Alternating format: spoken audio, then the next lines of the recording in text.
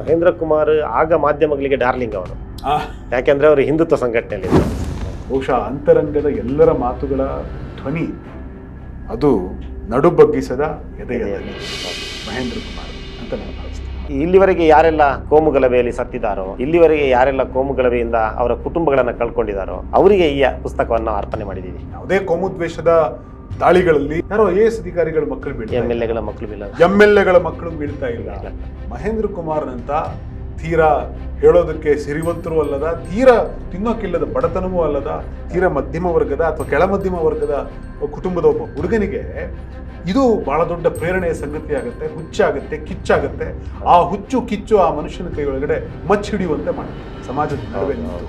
Church ದಾಳಿ ಏಕಾಏಕಿ RSSನವರು ನಿರ್ಧಾರ ಮಾಡಿದ್ರು ಚರ್ಚ್ ದಾಳಿ ಆಗಬೇಕು ಅಂದರೆ ಚರ್ಚ್ ದಾಳಿ ಆಗಿಲ್ಲ. ಅದಕ್ಕಿಂತ ಮೊದಲು 1 ತಿಂಗಳ ಮೊದಲೇ ಒಂದು ಪೂರ್ವಾಭ್ಯಾಸ ನಡೆಯುತ್ತದೆ. ಅದು ಒಂದು ಕುರ್ಸುಗುಡ್ಡೆ ಅನ್ನುವಂಥ ಒಂದು ಚರ್ಚ್ನ ಒಂದು ಜಾಗಕ್ಕೆ ದಾಳಿ ಆಗುತ್ತೆ. ಆ ದಾಳಿಯಲ್ಲಿ ಟ್ರಯಲ್ ಆಗುತ್ತೆ. ಆ ಟ್ರಯಲ್ ಆಗುವಂಥ ಸಂದರ್ಭದಲ್ಲಿ ಯಾವ ಪಕ್ಷದ ನಾಯಕರು ಕೂಡ ಅದಕ್ಕೆ ಪ್ರತಿಕ್ರಿಯೆ ಕೊಡುವುದಿಲ್ಲ ಅಥವಾ ಅದನ್ನು ಖಂಡಿಸುವುದಿಲ್ಲ. ಈ ರೀತಿಯ ಸಣ್ಣ ಸಣ್ಣ ಘಟನೆಗಳ ನಿರ್ಲಕ್ಷ್ಯ ಮಾಡಿದ ನಂತರ ನಾವು ಮಾಡ್ಬೋದು ಚರ್ಚ್ ದಾಳಿಯನ್ನು ಅಂತ ಹೇಳಿ RSSಗೆ ಮನವರಿಕೆ ಆಗುತ್ತೆ. ಆ ನಂತರ ದಾಳಿ ಆಗುತ್ತೆ. ನಾವು ಕೆರೆಗೋಡಲ್ಲಿ ಆಗಿದ್ದು ಅದೇ ಮೊನ್ನೆ. ಅದಕ್ಕಿಂತ ಮೊದಲು ಶ್ರೀರಂಗಪಟ್ಟಣದಲ್ಲಿ ಒಂದು ಸಭೆ ಆಗುತ್ತೆ. ಕಲ್ಲಡ್ಕ ಪ್ರಭಾಕರ್ ಭಟ್ರು ಭಾಷಣ ಮಾಡ್ತಾರೆ. ಆಗ ಸರ್ಕಾರದ ನಿರ್ಲಕ್ಷಿಸಿ ಬಿಡುತ್ತೆ, ಅವನ್ನ ಅರೆಸ್ಟ್ ಮಾಡಲ್ಲ ಅಂತೇಳಿ ಹೈಕೋರ್ಟ್ಗೆ ಹೇಳ್ತಾರೆ. ಆ ನಂತರ ಕೆರೆಗೋಡು ಘಟನೆ ದೊಡ್ಡದಾಗುತ್ತೆ. ಇವತ್ತು ಮಂಡ್ಯದಲ್ಲಿ ಕೋಮುವಾದ ಬೃಹದಾಕಾರವಾಗಿ ಬೆಳೆದು ನಿಂತಿದೆ. ಮಹೇಂದ್ರ ಕುಮಾರ್ ನಿಮ್ಮನ್ನು ಬೈದಿರೋದನ್ನು ಕೂಡ ನೀವು ಬರ್ದಿದ್ದೇವೆ. That is the greatness. ಹೇಗೆ ಜೈಲೊಳಗಡೆ ಕೂಡ ಅವರು ದರ್ಬಾರ್ ನಡೆಸ್ತಾ ಇದ್ರು ಅನ್ನೋಂಥದ್ದು ನಿಜ. ಅದು ಹೌದಾ? ಹೌದು. ಆ ನಂತರ ಅವರು ಜೈಲಲ್ಲೇ ಇರ್ತಿರ್ಲಿಲ್ಲ, ಅವರು ಇದರಲ್ಲಿದ್ರು, ಸೂಪರ್ಟೆಂಡೆಂಟ್ ಚೇಂಬರಲ್ಲೇ ಮಲಗ್ತಾ ಇದ್ರು ಅವರು. ನಿಜನಾ? ನಿಜ 100% ನಿಜ. ನಾವೇ ಸುದ್ದಿ ಮಾಡಿದ್ವಿ, ಅದು ನಮಗೆ ಬೈತಾರೆ ಇದರಲ್ಲಿ. ಅಥವಾ ಒಬ್ಬ ಕಳ್ಳತನ ಮಾಡಿದಂತ ಗಾಂಧಿ ಸತ್ಯವೇ ಉಸಿರು ಅಂತ ಬದುಕುವಂತ ಒಬ್ಬ ದೊಡ್ಡ ಗಾಂಧಿಯಾಗಿ ಬದಲಾಗುವುದು. ಇದೆಲ್ಲವನ್ನು ನೋಡಿದ್ರೆ ಈ ನೆಲ ಹಿಂಸೆಯನ್ನ, ಕ್ರೌರ್ಯವನ್ನ ಮತ್ತು ಸ್ವಾರ್ಥವನ್ನ ತುಂಬಾ ಕಾಲ ಪೋಷಿಸೋದಕ್ಕೆ ಸಾಧ್ಯ ಇಲ್ಲ. ಮಂಗಳೂರು ಗೋಲಿಬಾರ್ ಆದಾಗ ಇಡೀ ಸಿದ್ದರಾಮಯ್ಯ ವಿಪಕ್ಷ ನಾಯಕರಾಗಿದ್ದರು. ಆದರೆ ಅವತ್ತು ಮಿಂಚಿದ್ದು ಪೂರ್ತಿ ಕುಮಾರಸ್ವಾಮಿ. ನಿಜವಾದ ವಿಪಕ್ಷ ನಾಯಕ ಅಂದರೆ ಕುಮಾರಸ್ವಾಮಿ, ನಿಜವಾದ ಅಲ್ಪಸಂಖ್ಯಾತರ ನಾಯಕ ಅಂದರೆ ಕುಮಾರಸ್ವಾಮಿ, ನಿಜವಾದ ಮಾನವೀಯತೆಯ ನಾಯಕ ಅಂದರೆ ಕುಮಾರಸ್ವಾಮಿ ಅನ್ನೋ ಥರದ ಫೀಲಿಂಗನ್ನು ಜನ ಬಂದುಬಿಟ್ರು. ಅದಕ್ಕೆ ಕಾರಣ ಮಹೇಂದ್ರ ಕುಮಾರ್.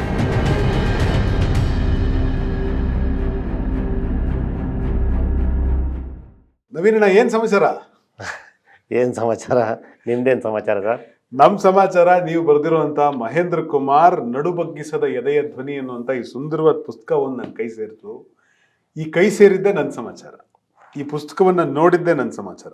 ಪುಸ್ತಕ ಎಷ್ಟು ಚೆನ್ನಾಗಿದೆ ಅಂತಂದ್ರೆ ಸಮಾಚಾರ ನೀವು ಹೇಳಬೇಕು, ಆದರೆ ಪುಸ್ತಕದ ಮೇಲೆ ಸುಮ್ಮನೆ ಮೇಲ್ ಕಣ್ಣಾಡಿಸಿದ್ರಿಂದ ನಾನು ಹೇಳ್ತಾ ಇದ್ದೀನಿ. ಇದರೊಳಗಡೆ ಅಧಿಕೃತವಾಗಿ ಹಲವಾರು ಜನರ ಜೊತೆ ನೀವು ಮಾತನಾಡ್ತಾ ಪ್ರಮೋದ್ ಮುತಾಲಿಕ್ ಅವ್ರನ್ನ ಮಾತನಾಡಿಸಿದ್ದೀರಿ, ಮಹೇಂದ್ರ ಕುಮಾರ್ ಅವರ ಅನೇಕ ಜನ ಸಂಗಡಿಗರನ್ನ ಮಾತನಾಡಿಸಿದ್ದೀರಿ, ಮಹೇಂದ್ರ ಕುಮಾರ್ ಜೊತೆ ಕೆಲಸ ಮಾಡಿದಂಥ ಮೋಹನ್ನು, ಮನ್ಸುಳ್ಳಿ ಮೋಹನ್ನು, ಭೋಜರಾಜು, ಇಂಥ ಹಳೆ ಬಜರಂಗ ದಳದ ಕಾರ್ಯಕರ್ತರನ್ನೆಲ್ಲರನ್ನೂ ಮಾತನಾಡಿಸಿದ್ದೀರಿ. ಸೊ ಇಂಥ ಅನೇಕ ಜನರ ಜೊತೆಗೆ ಮಹೇಂದ್ರ ಕುಮಾರ್ ಅವರೇ ತಾವು ಬರೆದುಕೊಂಡಂಥ ಅನೇಕ ಸಂಗತಿಗಳನ್ನು, ಅವರು ಮಾತನಾಡಿದಂಥ ಅನೇಕ ಸಂಗತಿಗಳನ್ನು ಬಹಳ ಚಂದದಲ್ಲಿ ಈ ಪುಸ್ತಕವನ್ನು ಮಾಡಿದ್ದೀರಿ. ಓದಬೇಕಾದ್ರೆ ಅಂದರೆ ಕೆಲವೇ ಮೇಲ್ಮೇಲೆ ಮಾತ್ರ ನಾನು ಇನ್ನೂ ಕಣ್ಣಾಡ್ಸೋಕೆ ಸಾಧ್ಯ ಆಯಿತು. ಇಷ್ಟೊಳಗೆ ನನಗನ್ಸಿದ್ದೇನು ಅಂತಂದರೆ, ಈ ಪುಸ್ತಕವನ್ನು ಓದ್ತಾ ಇದ್ರೆ ಮಹೇಂದ್ರ ಕುಮಾರೇ ತನ್ನ ಕಥೆಯನ್ನ ಅವರ ಧ್ವನಿಯಲ್ಲಿ ಹೇಳಬೇಕಾದ್ರೆ, ಮಾತನಾಡ್ಬೇಕಾದ್ರೆ ನಮ್ಮ ಜೊತೆ ಹೆಂಗ್ ಭಾಷೆ ಆಗ್ತಿತ್ತೋ ಅಷ್ಟು ಚೆನ್ನಾಗಿ ಬರ್ದಿದ್ದೀರಿ. ಈ ಆತ್ಮಕಥೆಯಲ್ಲಿ ಅದೇ ಒಂದು ವಿಶಿಷ್ಟ ಏನು ಅಂತಂದ್ರೆ, ಬೇರೆಯವರು ನಾವು ನಮ್ಮ ಆತ್ಮಕಥೆಯನ್ನ ಬಹಳ ಸುಲಭವಾಗಿ ಬರಿಬಹುದು, ಸತ್ಯನೋ ಸುಳ್ಳೋ ಏನೋ ಒಂದು ಅದನ್ನು ಅತಿರಂಜಿತವಾಗಿ ಬರಿಬಹುದು. ಆದರೆ ಇಲ್ಲದೆ ಇರುವಂತಹ ಮಹೇಂದ್ರ ಕುಮಾರ್ ಅವರ ಹೆಸರಲ್ಲಿ ಆತ್ಮಕಥೆ ಬರೆಯುವಾಗ ಭಾರಿ ಜಾಗ್ರತೆಯಿಂದ, ಜವಾಬ್ದಾರಿಯಿಂದ ಬರಿಬೇಕಾಗತ್ತೆ. ಅದನ್ನು ನಾವು ನಿರ್ವಹಿಸಿದ್ದೀವಿ. ಅದಕ್ಕೆ ಎಲ್ಲೆಲ್ಲಿ ಒಂದೊಂದು ಅಧ್ಯಾಯ ಮುಗಿಯುತ್ತೋ, ಒಂದೊಂದು ಕತೆ ಮುಗಿಯುತ್ತೋ, ಅಲ್ಲಲ್ಲಿ ಯಾರಾದರ ಮಾಹಿತಿಯನ್ನು ಕೊಟ್ಟಿದ್ದಾರೆ, ಅದನ್ನು ಎಲ್ಲಿ ದಾಖಲೆಯನ್ನು ಸಂಗ್ರಹ ಮಾಡಿದ್ದೀವಿ ಅನ್ನೋದನ್ನು ಬರಿತೀವಿ, ಅದನ್ನು ಹಾಕಿದ್ದೀವಿ ಅದರಲ್ಲಿ. ಅದ್ರ ಜೊತೆಗೆ ಮಹೇಂದ್ರ ಕುಮಾರ್ ಹಿಂದೆ ಬರೆದಿದ್ರಲ್ಲ, ಅದನ್ನು ತಗೊಂಡಿದ್ದೀವಿ. ಆದರೆ ಅದನ್ನು ಆ್ಯಸ್ ಇಟ್ ಈಸ್ ತಗೊಳಕ್ಕಾಗಲ್ಲ. ಅದನ್ನು ನಮಗೆ ಸ್ವಲ್ಪ ಮಾಡಿಫೈ ಮಾಡಿಕೊಂಡು ಒಂದು 20 ಪುಟ ಇದ್ದದನ್ನು 1 ಪುಟ ಕೀಳಿಸಿ ಅದನ್ನು ಆ ಥರ ಮಾಡಿದ್ದೀವಿ. ನನಗನ್ಸುತ್ತೆ ಬಹುಶಃ ನೀವು ಇದೆಲ್ಲ ನಂಬ್ತಿರೋ ಇಲ್ಲ ಗೊತ್ತಿಲ್ಲ, ಈ ಆತ್ಮ ಹಾಗೆ ಹೀಗೆ ಅಂತೆಲ್ಲ, ಅದಕ್ಕೆ ಅನುಭವ ಕಥನ ಅದೈತಿವಿ. ಅಲ್ಲಲ್ಲ, ಒಂದು ಆತ್ಮ ಅನ್ನೋದೊಂದಿದೆ, ಅದನ್ನೆಲ್ಲ ನೋಡುತ್ತೆ, ಆಸೆ ಪಡುತ್ತೆ, ಗಮನಿಸುತ್ತೆ ಅಂತೆಲ್ಲ ಕೆಲವರು ಮಾತಾಡ್ತಾರಲ್ಲ, ಅದ್ರ ಬಗ್ಗೆ ನಿಮ್ಗೆ ನಂಬಿಕೆ ಇದೆಯಲ್ಲ ಗೊತ್ತಿಲ್ಲ. ನನಗೆ ನಂಬಿಕೆ ಇಲ್ಲ ಅಂತ ಅಂದ್ಕೊಂಡಿದ್ದೀನಿ. ನಂಬಿಕೆ ನಮ್ದು ಬೇರೆ ರೀತಿಯಲ್ಲಿ. ಅಂದ್ರೆ ನಮ್ಮಲ್ಲಿ ಮಂಗಳೂರಲ್ಲಿ ಇವರ ತಾಯಿ ಬಂಟ, ಮಹೇಂದ್ರ ಕುಮಾರ್ ಅವರ ತಾಯಿ ಬಂಟ ಸಮುದಾಯಕ್ಕೆ ಸೇರಿದವರು. ಹಾ ಬಂಟ್ರಲ್ಲಿ ಸಿಸ್ಟಮ್ ಹೇಗಿದೆ ಅಂತ, ಆತ್ಮದ್ದು ನೀವು ಹೇಳಿದ್ದಕ್ಕೆ ಹಾ ಆತ್ಮದ ಸಿಸ್ಟಮ್ ಹೇಗಿದೆ ಅಂತ ಹೇಳಿದ್ರೆ, ನಮ್ಮ ಆತ್ಮಕ್ಕೆ ಸ್ವರ್ಗ ಸಿಗಲ್ಲ, ಹಾ ನಮ್ಮ ಆತ್ಮಕ್ಕೆ ಸ್ವರ್ಗ ಅನ್ನೋದಿಲ್ಲ. ನರಕ ಅಂತ ಇದೆಯಾ? ನರಕ ಅಂತನೂ ಇಲ್ಲ. ನಮ್ಮಲ್ಲಿ ಸತ್ತ ನಂತರ ನಾವು ಅದನ್ನು ಸುಡ್ತೀವಿ. ಹಾ ಸುಟ್ಟ ನಂತರ ಅವತ್ತು ಆ ಕಾರ್ಯ ಮುಗಿದ ಮೇಲೆ ರಾತ್ರಿ ಉಲೈಲೆ ಪುನಿ ಅಂತ ಒಂದು ಕಾರ್ಯಕ್ರಮ ಮಾಡ್ತೀವಿ, ಹಾ ಒಳಗೆ ಕರೆಯೋದು ಅಂತ. ಹಾ ಯಾರನ್ನು ಒಳಗೆ ಕರೆಯೋದು ಅಂತಂದ್ರೆ ಸತ್ತವರನ್ನ ಒಳಗೆ ಕರೆಯೋದು. ಹಾ ಆ ಒಳಗೆ ಕರೆದ ನಂತರ ಆತ ನಮ್ಮ ಜೊತೆ ಇದ್ದಾನೆ. ಓ ಓ ಈಗ ಮಹೇಂದ್ರ ಕುಮಾರ್ ನಮ್ಮ ಜೊತೆ ಇದ್ದಾರೆ. Correct correct correct correct. ಅವರು ಸ್ವರ್ಗಕ್ಕೂ ಹೋಗಿಲ್ಲ, ನರಕಕ್ಕೂ ಹೋಗಿಲ್ಲ, ನಮ್ಮ ಜೊತೆ ಇದ್ದಾರೆ. ಎಲ್ಲ ಹಬ್ಬದ ದಿವಸ ಯಾವಾಗೆಲ್ಲ ನಾವು ದೈವಗಳಿಗೆ ಇದಿರ್ತೀವಿ, ಎಡೆ ಇಡ್ತೀವಿ, ಇಡ್ತೀರಿ. ಆ ದಿವಸ ನಮ್ಮ ಸತ್ತಂತಹ ನಮ್ಮನೆಗೆ ಯಾರನ್ನು ಒಳಗೆ ಕರೆದಿದ್ದೀವಿ ಅವರಿಗೂ ಕೂಡ ಎಡೆ ಇಡುವಂಥ ಕ್ರಮ ಇದೆ. ಹೌದು. ಅದರಿಂದ ಆತ್ಮ ನಮ್ಮ ಜೊತೆನೇ ಇರುತ್ತೆ. ಆದರೆ ನಿಜವಾಗ್ಲೂ ಈ ಆತ್ಮ ನಮ್ಮ ಜೊತೆಗೆ ಇರುತ್ತೆ. ಮತ್ತೊಂದು ಅದೆಲ್ಲವೂ ಹೌದು. ನಾನು ಮಹೇಂದ್ರ ಕುಮಾರ್ ಅವ್ರ ಜೊತೆ ತುಂಬಾ ಸಲ ತುಂಬಾ ಆತ್ಮೀಯರಾಗಿದ್ರು, ಅದರಿಂದ ಬಹಳ ಸಲ ಮಾತಾಡ್ತಾ ಇದ್ದೆ. ಅವರು ತಮ್ಮದೇ ಜೀವನ ಚರಿತ್ರೆಯನ್ನ ಬರೆಯುವಂತ ಒಂದು ಪ್ರಯತ್ನದೊಳಗಡೆ ಇದ್ರು. ಮಹೇಂದ್ರ ಕುಮಾರ್, ನಾನು ಯಾಕೆ ಈ ಆತ್ಮ ಅನ್ನೋ ಪದವನ್ನು ಬಳಸಿದೆ ಅಂದ್ರೆ, ಹಾಗೊಂದು ವೇಳೆ ಇತ್ತು ಅಂದ್ರೆ ಆತ್ಮ ಅನ್ನೋ ವಸ್ತು ಇದ್ರೆ, ಮಹೇಂದ್ರ ಕುಮಾರ್ ಅವರ ಆತ್ಮಕ್ಕೆ ಇವತ್ತು ಈ ಪುಸ್ತಕ ಬಂದಿದ್ದಕ್ಕಾಗಿ ಬಹಳ ಸಂತೋಷವಾಗಿರುತ್ತೆ. ಯಾಕೆ ಅಂತಂದ್ರೆ, ಅದಿದೆಯಲ್ಲ ಗೊತ್ತಿಲ್ಲ ನಂಗೂನು, ನಾನು ಆಗ್ನೋಯಿಸ್ಟ್ ಆ ವಿಚಾರಕ್ಕೆ. ಇದೆಯಾ ಇಲ್ಲೋ ಗೊತ್ತಿಲ್ಲ ನನಗೆ, ಇರಬಹುದು ಇಲ್ಲೇ ಇರಬಹುದು. ಆದರೆ ಈ ಪುಸ್ತಕವನ್ನ ಬರೆಯುವ ಪ್ರಯತ್ನವನ್ನ ಸ್ವತಃ ಮಹೇಂದ್ರ ಕುಮಾರ್ ಅವ್ರ ಕೈಗೆ ಎತ್ಕೊಂಡಿದ್ರು. ಯಾಕೆ ಎತ್ಕೊಂಡಿದ್ರು ಅಂತಂದ್ರೆ, ಅವರು ತನ್ನ ಕಥೆಯನ್ನ ಸಮಾಜಕ್ಕೆ ಹೇಳೋದ್ರ ಮೂಲಕ ತನ್ನ ಮುಂದಿನ ಪೀಳಿಗೆಗೆ, ತನ್ನ ಯುವಕರಿಗೆ, ಯುವ ಮಿತ್ರರಿಗೆ ಯಾವತ್ತು ಸರಿ ಯಾವತ್ತು ತಪ್ಪು, ಸಮಾಜದಲ್ಲಿ ನೀವು ಏನು ಮಾಡಿದ್ರೆ ಹಳ್ಳ ಹಿಡಿತೀರಿ, ಏನು ಮಾಡಿದ್ರೆ ನಾವು ಸಮಾಜವನ್ನು ಮುನ್ನಡೆಸ್ಬೋದು, ನಮ್ಮ ಬದುಕನ್ನು ಕಟ್ಕೊಳ್ಬಹುದು, ಭಾವನೆಗಳ ಹಿಂದೆ ಹೋಗಿ ಬಿದ್ದರೆ ಎಂಥ ಪ್ರಪಾತಕ್ಕೆ ನೀವು ಬಿದ್ದು ಹೋಗ್ತೀರಿ ಅಂತ ಹೇಳಿ ಮಹೇಂದ್ರ ಕುಮಾರ್ ತನ್ನ ಕಥೆಯನ್ನ ಬಣ್ಣಿಸೋದಕ್ಕೋಸ್ಕರ ಆತ್ಮಚರಿತ್ರೆಯನ್ನ ಬರೆಯುವಂತ ಒಂದು ಪ್ರಯತ್ನವನ್ನು ಮಾಡಿದ್ರು. ಆದರೆ ಆ ಪ್ರಯತ್ನ ಬಹುಶಃ ನಿಮ್ಗೆ ಇದೂ ಒಂದು ಮಾತು ಹೇಳ್ತೀನಿ. ಒಂದು ಸರ್ತಿ ಅವರು ಭಾಸ್ಕರ್ ರಾವ್, ನಮ್ಮ ಬೆಂಗಳೂರಿನ ಕಮಿಷನರ್ ಆಗಿದ್ದಂಥ ಭಾಸ್ಕರ್ ರಾವ್ ಅವ್ರ ಜೊತೆ ಕೂಡ ಆತ್ಮೀಯ ಒಡನಾಟ ಇತ್ತು ಅವರಿಗೆ. ಭಾಸ್ಕರ್ ರಾವ್ ಅವರು ಒಂದ್ಸತಿ ಅವ್ರ ಮನೆಗೆ ಬಂದಾಗ ಬಾಯ್ ತಪ್ಪಿ ಭಾಸ್ಕರ್ ರಾವ್ ಅವ್ರ ಮುಂದೆ ಅವ್ರು ಹೇಳಿದ್ರು, ನಾನು ಬರಿತಾ ಇದ್ದೀನಿ. ಭಾಸ್ಕರ್ ರಾವ್ ಏನಂದ್ರು, ಹಿಂಗಿಂದ ಇದೇನ್ರಿ, ಅದು ಸಾಯೋಷ್ಟು ವಯಸ್ಸಾದವ್ರು ಬರೆಯೋದು ಆತ್ಮಕಥನ, ಈಗಲೇ ಬರಿತಾ ಇದ್ದೀರಲ್ಲ ಅಂತ ಅಂದ್ಬಿಟ್ರು. ಆದರೆ ಮಹೇಂದ್ರ ಕುಮಾರ್ ಭಾಸ್ಕರ್ ಅವರು ಹೇಳೋದಂತೆ, ಅಥವಾ ಆ ಮಾತು ಅವ್ರ ಬಾಯಿಂದ ಬಂದಂತೆ ಬಹಳ ಬೇಗ ತೀರ್ಕೊಂಡ್ರು. ಈ ಆತ್ಮಕಥನ ಅವ್ರದ್ದು ಕಂಪ್ಲೀಟ್ ಆಗಲೇ ಇಲ್ಲ. ಆದರೆ ಅವರಿಂದ ಅರ್ಧ ಆಗಿದ್ದಂಥ ಕೆಲಸವನ್ನ ಇವತ್ತು ಪೂರ್ಣ ಅಂತ ನಾನು ಹೇಳಾರೆ, ಆದರೆ ಕಡೆ ಪಕ್ಷ ಅವರ ಪ್ರಯತ್ನವನ್ನ ನೀವು ಒಂದು ಘನೀಕರಿಸಿ ಸಮಾಜದಲ್ಲಿರುವಂಥ ಮುಂದಿನ ತಮ್ಮಂದಿರುಗಳಿಗೆ, ಯಾವ ಅಣ್ಣನಾಗಿ ಮಹೇಂದ್ರನ ತನ್ನ ಎಲ್ಲ ಸಹೋದರರಿಗೆ, ತನ್ನ ತಮ್ಮಂದರಿಗೆ, ತನ್ನ ಯುವ ಮಿತ್ರರಿಗೆ ಇಂಥ ತಪ್ಪುಗಳು ಮಾಡಬೇಡಿ, ಬಲಿಯಾಗಬೇಡಿ, ದ್ವೇಷ ಅಸೂಯೆಗಳನ್ನ ಆಧಾರವಾಗಿಟ್ಕೊಂಡು ರಾಜಕಾರಣ ಮಾಡ್ತಾ ಇರುವಂಥ ರಾಜಕೀಯಗಳಿಗೆ ನೀವು ದಾಳ ಆಗಬೇಡಿ ಅಂತ ಏನು ಹೇಳೋಕೆ ಹೊರಟಿದ್ರು, ಆ ಕೆಲಸ ಅರ್ಧಕ್ಕೆ ನಿಂತೋಗಿತ್ತು. ಅದನ್ನು ನೀವಿವತ್ತು ಒಂದು ಘನೀಭೂತಗೊಳಿಸಿ ಇದನ್ನು ನಮ್ಮ ಕೈ ಕೊಟ್ಟಿದ್ದೀರಿ. ಬಹುಶಃ ಮಹೇಂದ್ರ ಕುಮಾರ್ ನೀವು ಹೇಳಿದಂಗೆ ಸತ್ತವನು ಹೋಗಲಿಲ್ಲ, ಸ್ವರ್ಗಕ್ಕೂ ಹೋಗಲಿಲ್ಲ, ನರಕೂ ನಮ್ಮೊಂದಿಗೆ ಬದುಕ್ತಾನೆ ಅಂತ ಈ ಪುಸ್ತಕದ ಮೂಲಕ ಕರ್ನಾಟಕ ರಾಜ್ಯದ ಅನೇಕ ಪ್ರಜ್ಞಾವಂತ ಯುವಕರ ಜೊತೆಗೆ ಮಹೇಂದ್ರ ಕುಮಾರ್ ಬದುಕ್ತಾರೆ. ಅದಕ್ಕೆ ಇದು ಈ ಆತ್ಮಕಥೆ ಅವ್ರನ್ನ ಯಾರನ್ನ ಅವರು ನನ್ನ ಹುಡುಗರು ಅಂತ ಅವರು ಇಲ್ಲಿವರೆಗೆ ಅಂದ್ಕೊಂಡಿದ್ರು. ಅಂದರೆ ಈ ಬಜರಂಗದಳ ಇರುವಂಥ ಹುಡುಗರು, ಅವರು ಬಜರಂಗದಳ ಬಿಟ್ಟು ಬಂದರೂ ಕೂಡ ಅಲ್ಲಿರುವಂತಹ ಹಿಂದುಳಿದ ವರ್ಗದ ದಲಿತ ಹುಡುಗರು ಅವ್ರು ನನ್ನ ಹುಡುಗರು ಅಂತಲೇ ಹೇಳ್ತಾ ಇದ್ರು. ಅವರು ಯಾರನ್ನ ಅವ್ರು ನನ್ನ ಹುಡುಗರು ಅಂತ ಅನ್ನಿಸ್ಕೊಂಡಿದ್ರು, ಅವರಿಗೋಸ್ಕರ ಈ ಪುಸ್ತಕವನ್ನು ಬರೀತಿದ್ದೀವಿ ಅಂತಲೇ ಕೊನೆಗೊಳ್ಳುತ್ತೆ. ಜೊತೆಗೆ ಇಲ್ಲಿವರೆಗೆ ಯಾರೆಲ್ಲ ಈ ಕೋಮುಗಲಭೆಯಲ್ಲಿ ಸತ್ತಿದ್ದಾರೋ, ಇಲ್ಲಿವರೆಗೆ ಯಾರೆಲ್ಲ ಕೋಮುಗಲಭೆಯಿಂದ ಅವರ ಕುಟುಂಬಗಳನ್ನು ಕಳ್ಕೊಂಡಿದ್ದಾರೋ ಅವರಿಗೆ ಈ ಪುಸ್ತಕವನ್ನು ಅರ್ಪಣೆ ಮಾಡಿದ್ದೀವಿ. ಅದೇ ಕಾರಣಕ್ಕಾಗಿ ಅಂದರೆ ಅವರು ಈ ಪುಸ್ತಕವನ್ನು ಓದಬೇಕು, ಅಥವಾ ಅವರ ಜೊತೆ ಇರುವಂಥ ವಜನದಂತ ಇನ್ನಿರ್ತ ಹುಡುಗರು ಪುಸ್ತಕವನ್ನು ಓದಬೇಕು ಅನ್ನೋ ಕಾರಣಕ್ಕಾಗಿ. ಜೊತೆಗೆ ಇದು ಜಸ್ಟ್ ಮಹೇಂದ್ರ ಕುಮಾರ್ಗೆ ಸಂಬಂಧಪಟ್ಟದ್ದಲ್ಲ, ಇದೊಂದು ಪೊಲಿಟಿಕಲ್ ಬುಕ್. ಇದು ಅವರ ವೈಯಕ್ತಿಕ ವಿಷಯಗಳು ಯಾವುದೂ ಇಲ್ಲ ಇದರಲ್ಲಿ. ಅವರ ಬಾಲ್ಯದ ವಿಷಯಗಳು ಬರುತ್ತೆ, ಅವರೇ ಬರೆದಿದ್ದಾರೆ, ಅದನ್ನು ಬರುತ್ತೆ. ಅದು ಯಾಕೆ ಬರುತ್ತೆ ಅಂತಂದ್ರೆ, ಅವರು ಯಾವ ಸಮಾಜದಲ್ಲಿ ಬದುಕ್ತಾ ಇದ್ರು, ಅವರ ಕಾಲದ ಸಮಾಜ ಹೇಗಿತ್ತು ಅನ್ನೋದನ್ನು ತೋರಿಸ್ಕೊಳ್ಳೋಕ್ಕೋಸ್ಕರ ಬರುತ್ತೆ. ಅವರ ಕುಟುಂಬ ಯಾವ ರೀತಿ ಇತ್ತು, ಆ ಕುಟುಂಬದ ಹಿಂದೆ ಯಾರು ಶಕ್ತಿಯಾಗಿದ್ರು, ಅಥವಾ ಅವರು ಕೆಲಸ ಮಾಡ್ತಿದ್ದ ಸಂದರ್ಭದಲ್ಲಿ ಅವರು ಯಾವ ರೀತಿ ಜೀತವನ್ನು ಅನುಭವಿಸಿದ್ರು, ಅಥವಾ ಅವರಿಗೆ ಕ್ರಿಶ್ಚಿಯನ್ ಮಿಷನರಿಗಳು ಯಾವ ರೀತಿ ಅವರ ಬದುಕನ್ನು ರೂಪಿಸಿದ್ದು, ಇದೆಲ್ಲವೂ ಕೂಡ ಬರುತ್ತೆ. ಅದನ್ನು ಹೊರತುಪಡಿಸಿದರೆ ಒಂದು ದಾಳಿಗಳು ಯಾವ ರೀತಿ ಆಗುತ್ತೆ, ಒಂದು ದಾಳಿಯ ಹಿಂದೆ ಚರ್ಚ್ ದಾಳಿ ಇರ್ಬೋದು, ಅದು ಪಬ್ ಅಟ್ಯಾಕ್ ಇರ್ಬೋದು, ಅದು ಆನಂತರ ಬೇರೆ ಬೇರೆ ದಾಳಿಗಳೆಲ್ಲವೂ ಕೂಡ ಇದರಲ್ಲಿ ಬರುತ್ತೆ. ಅದೆಲ್ಲೋ ಅದರ ಹಿಂದೆ ಇರುವಂಥ ರಾಜಕೀಯ ಏನು ಅನ್ನುವಂಥದ್ದು ಈ ಪುಸ್ತಕ ತೋರಿಸುತ್ತೆ. ಓಕೆ ಓಕೆ ಬಹುಶಃ ನನಗನ್ಸುತ್ತೆ ಈ ಪುಸ್ತಕವನ್ನು ಓದಿದಂಥ ಅವರ ಹಳೆ ಸಂಗಾತಿಗಳ ಅನೇಕ ಜನ ನಿಮ್ಮನ್ನ ಭೇಟಿ ಮಾಡಿ ಇಂಥ ಅನೇಕ ಪ್ರಕರಣಗಳೇನು ನಡೆದಿದ್ವು ಹೌದು. ಅದರ ಮಾಹಿತಿಗಳನ್ನು ಮತ್ತೂ ಕೊಡುವಂತ ಸಾಧ್ಯತೆ ಇದೆ. ಸಾಧ್ಯತೆ ಈಗಲೂ ತುಂಬಾ ಜನ ಫೋನ್ ಮಾಡ್ತಿದ್ದಾರೆ. ಈ ವಿಷಯ ಬಂದಿದ್ಯಾ, ಈ ವಿಷಯ ಬಂದಿದ್ಯಾ ಅನ್ನೋದನ್ನ ಅವರೊಂದು ಘಟನೆಯನ್ನು ಹೇಳ್ತಾರೆ. ಬಹುಶಃ ನನಗನ್ಸುತ್ತೆ ಈ ಪುಸ್ತಕದ 2ನೇ ಭಾಗನೂ ಕೂಡ ನೀವು ಮುಂದುವರಿಸೋದಕ್ಕೆ ಸಾಧ್ಯತೆ ಇದೆ. ಹೌದು, ಅದೀಗ ಅವ್ರು ಹೇಳಿದನ್ನೆಲ್ಲ ಹಂಗೆ ತಗೊಳಕ್ಕಾಗಲ್ಲ, ನಾವು ಅವ್ರಿಲ್ಲ ಅದಕ್ಕೆ ದಾಖಲೆಯನ್ನು ತಗೊಂಡು ಅದರ ಹಿಂದೆ ಇರುವಂತ FIR ಗಳೇನು ಅಥವಾ ಅದರ ಹಿಂದೆ ಚಾರ್ಜ್ ಶೀಟ್ ಗಳೇನು ಅಥವಾ ಅದರ ಹಿಂದೆ ನಡೆದಂತ ಘಟನೆಗಳೇನು, ದಾಖಲೆಗಳೇನು ನೋಡ್ಕೊಂಡು ಇನ್ನೊಂದು ಮಾಡಬಹುದು. ಸೊ ಇದು ಒಂದು ಪೊಲೀಸ್ ಸ್ಟೋರಿ ಕೂಡ ಇದೆ ಇದ್ರೊಳಗೆ. ಹೌದೌದು ಹೌದು ಹೌದು. ಒಂದು ಕೋಮುವಾದದ ಕಥೆ ಇದೆ, ಹೌದು. ಇನ್ನೊಂದು ರಾಜಕೀಯ ಷಡ್ಯಂತ್ರಗಳ ರೂಟ್ ಮ್ಯಾಪ್ ಗಳಿಗೆ ಹೆಂಗೆ ಸಾಮಾನ್ಯ ಜನ ಬಲಿಯಾಗ್ತಾರೆ ಅನ್ನುವಂತ ಮಾಹಿತಿ ಇದೆ. ಹಾಗೆ ಒಬ್ಬ ವೈಯಕ್ತಿಕ ಹುಡುಗ ತನಗೆ ಗೊತ್ತಿಲ್ಲದಂತೆ ಹೆಂಗೆ ಹೋಗಿತ್ತು ಒಂದು ಜಾಲದೊಳಗಡೆ ಸಿಗಾಕೋತಾನೆ, ಮತ್ತ ಅದರಿಂದ ಹೊರಗಡೆ ಬಂದು ತನ್ನ ಮುಂದಿನ ಸಮಾಜಕ್ಕೆ ಹೆಂಗ್ ಪಾಠ ಹೇಳ್ತಾನೆ ಅಂತಲೂ ಇದೆ. ಮತ್ತು ಆತನ ವೈಯಕ್ತಿಕ ಹಿನ್ನೆಲೆ ಅಂದ್ರೆ ಇಂಥ ಒಂದು ಜಾಲಕ್ಕೆ ಬೀಳೋರು ಯಾರು? IAS ಅಧಿಕಾರಿಗಳ ಮಕ್ಕಳು ಬೀಳಲ್ಲ. ಯಾವುದೇ ಕೋಮುದ್ವೇಷದ ದಾಳಿಗಳಲ್ಲಿ ಒಂದು ಅತಿರೇಕಗಳಲ್ಲಿ ಯಾರೋ IAS ಅಧಿಕಾರಿಗಳ ಮಕ್ಕಳು ಬೀಳ್ತಾ ಇಲ್ಲ, MLAಗಳ ಮಕ್ಕಳು ಬೀಳ್ತಾ ಇಲ್ಲ, ಡಾಕ್ಟರ್ಗಳ ಮಕ್ಕಳು ಬೀಳ್ತಾ ಇಲ್ಲ, ಮಂತ್ರಿವರ್ಯರ ಮಕ್ಕಳುಗಳು ಬೀಳ್ತಾ ಇಲ್ಲ, ರಾಜಕೀಯ ಪಕ್ಷಗಳ ದೊಡ್ಡ ದೊಡ್ಡ ಮುಖಂಡರುಗಳ ಮಕ್ಕಳೆಲ್ಲರೂ ಕೂಡ ವಿದೇಶದಲ್ಲಿ ಅಮೆರಿಕಾದಲ್ಲೋ ಯುರೋಪಲ್ಲೋ ಸೆಟ್ಲ್ ಆಗಿ ಅಲ್ಲಿ ವಿದ್ಯಾಭ್ಯಾಸ ಮಾಡ್ಕೊಂಡು ದೊಡ್ಡ ದೊಡ್ಡ ಬಿಸ್ನೆಸ್ ಗಳು ಮಾಡ್ಕೊಂಡು ಬಿಸ್ನೆಸ್ ಟೈಕೋನ್ಸ್ ಗಳಾಗಿ ಬೆಳೀತಾ ಇದ್ದಾರೆ.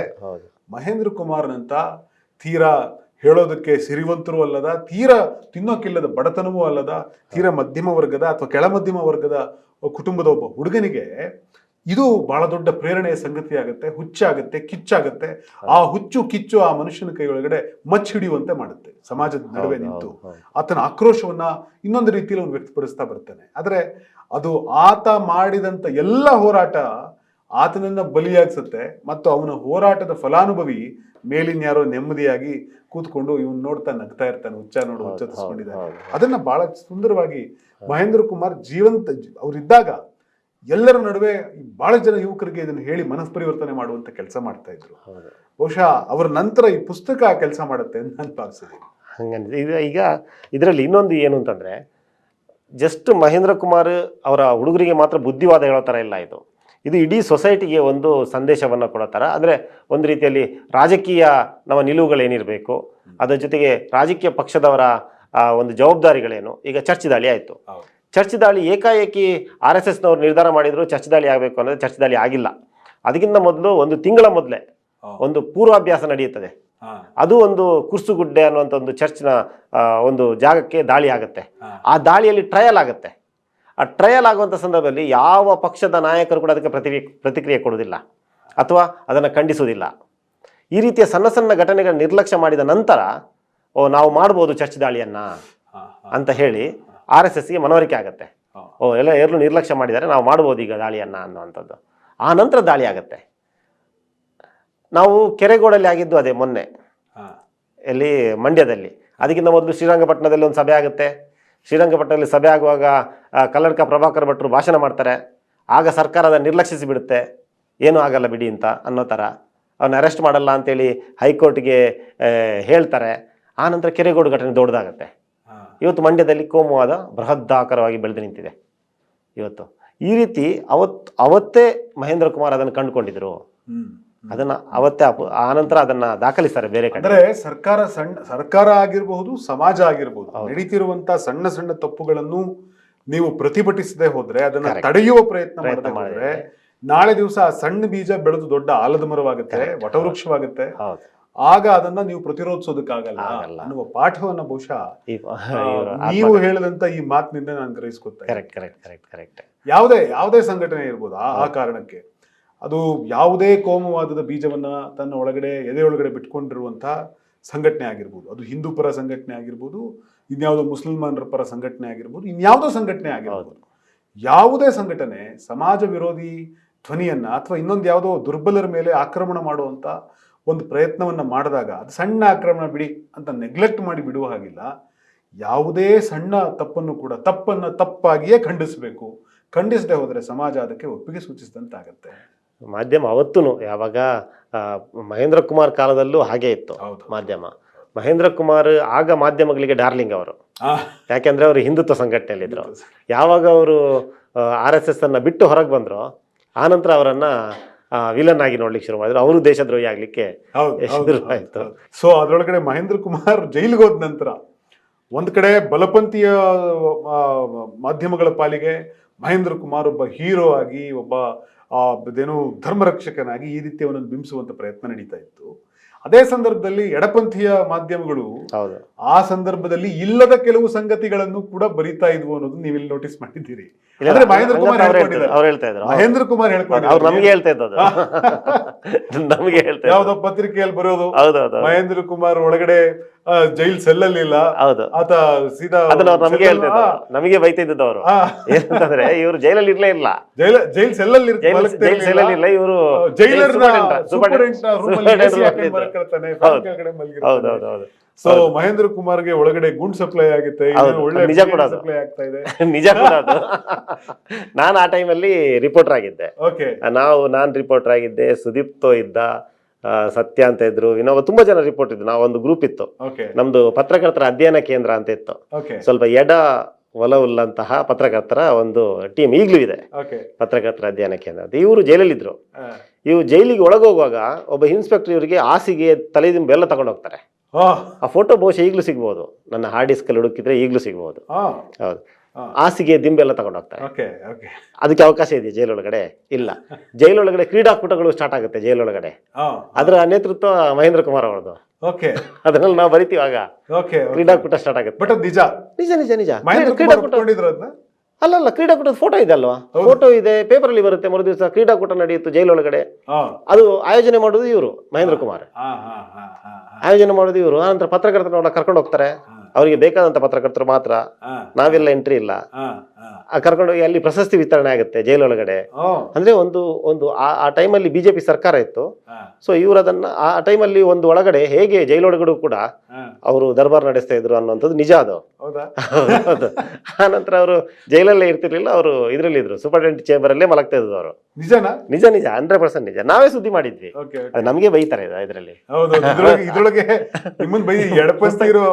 ಪತ್ರಿಕೆಯ ಸಂಪಾದಕರು ಅಥವಾ ವರದಿಗಾರರು ಇದನ್ನ ಅತಿರೇಕವಾಗಿ ಹೇಳಿ ಒಳಗಡೆ ಯಾವ ಸಹಾಯನೂ ಸಿಗ್ದಂಗೆ ಮಾಡ್ಬಿಟ್ಟು ಕನಿಷ್ಠ ಸಹಾಯಗಳು ಹೊರಗೆ ಒಂದು ಬೈಟ್ ಕೊಡ್ತಾರೆ ಅವರು.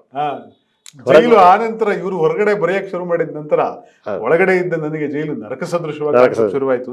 ಹೊರಗೆ ಬಂದು ಅದನ್ನ ಬೈಟ್ ಕೊಡ್ತಾರೆ ಅವರು, ಹೊರಗೆ ಬಂದು ಮಾತಾಡ್ತಾರೆ. ಅದರಿಂದ ಈಗ ನಮ್ಗೆ ಬೈದ್ರು ನಾವು ಅದನ್ನ ಬರೆಯದಿರಕ್ಕಾಗಲ್ಲ, ಬರೀಲೇಬೇಕು. ಯಾಕಂದ್ರೆ ಅವರ ಆತ್ಮಕತೆ. ನಿಮ್ ಗ್ರೇಟ್ನೆಸ್ ಏನು ಅಂದ್ರೆ ಆತ್ಮಕತೆ. ಮಹೇಂದ್ರ ಕುಮಾರ್ ನಿಮ್ಮನ್ ಬೈದಿರೋದನ್ನು ಕೂಡ ನೀವು ಬರ್ದಿದ್ದೀವಿ. That is the greatness. ಬರಿಬೇಕಲ್ವಾ? ನಿಮ್ಮನ್ನ ಹೊಗಳದಾಗ ಬರೆಯೋದು, ನಿಮ್ಮನ್ನ ತೆಗಳದಾಗ ಬಿಡೋದು ಅದೊಂದು ಸಹಜ ಪ್ರವೃತ್ತಿ.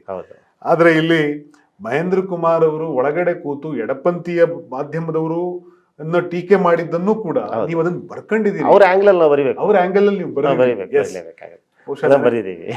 ಸತ್ಯ ಹೊರಗೆ ಬರೋದೇ ಹೀಗೆ.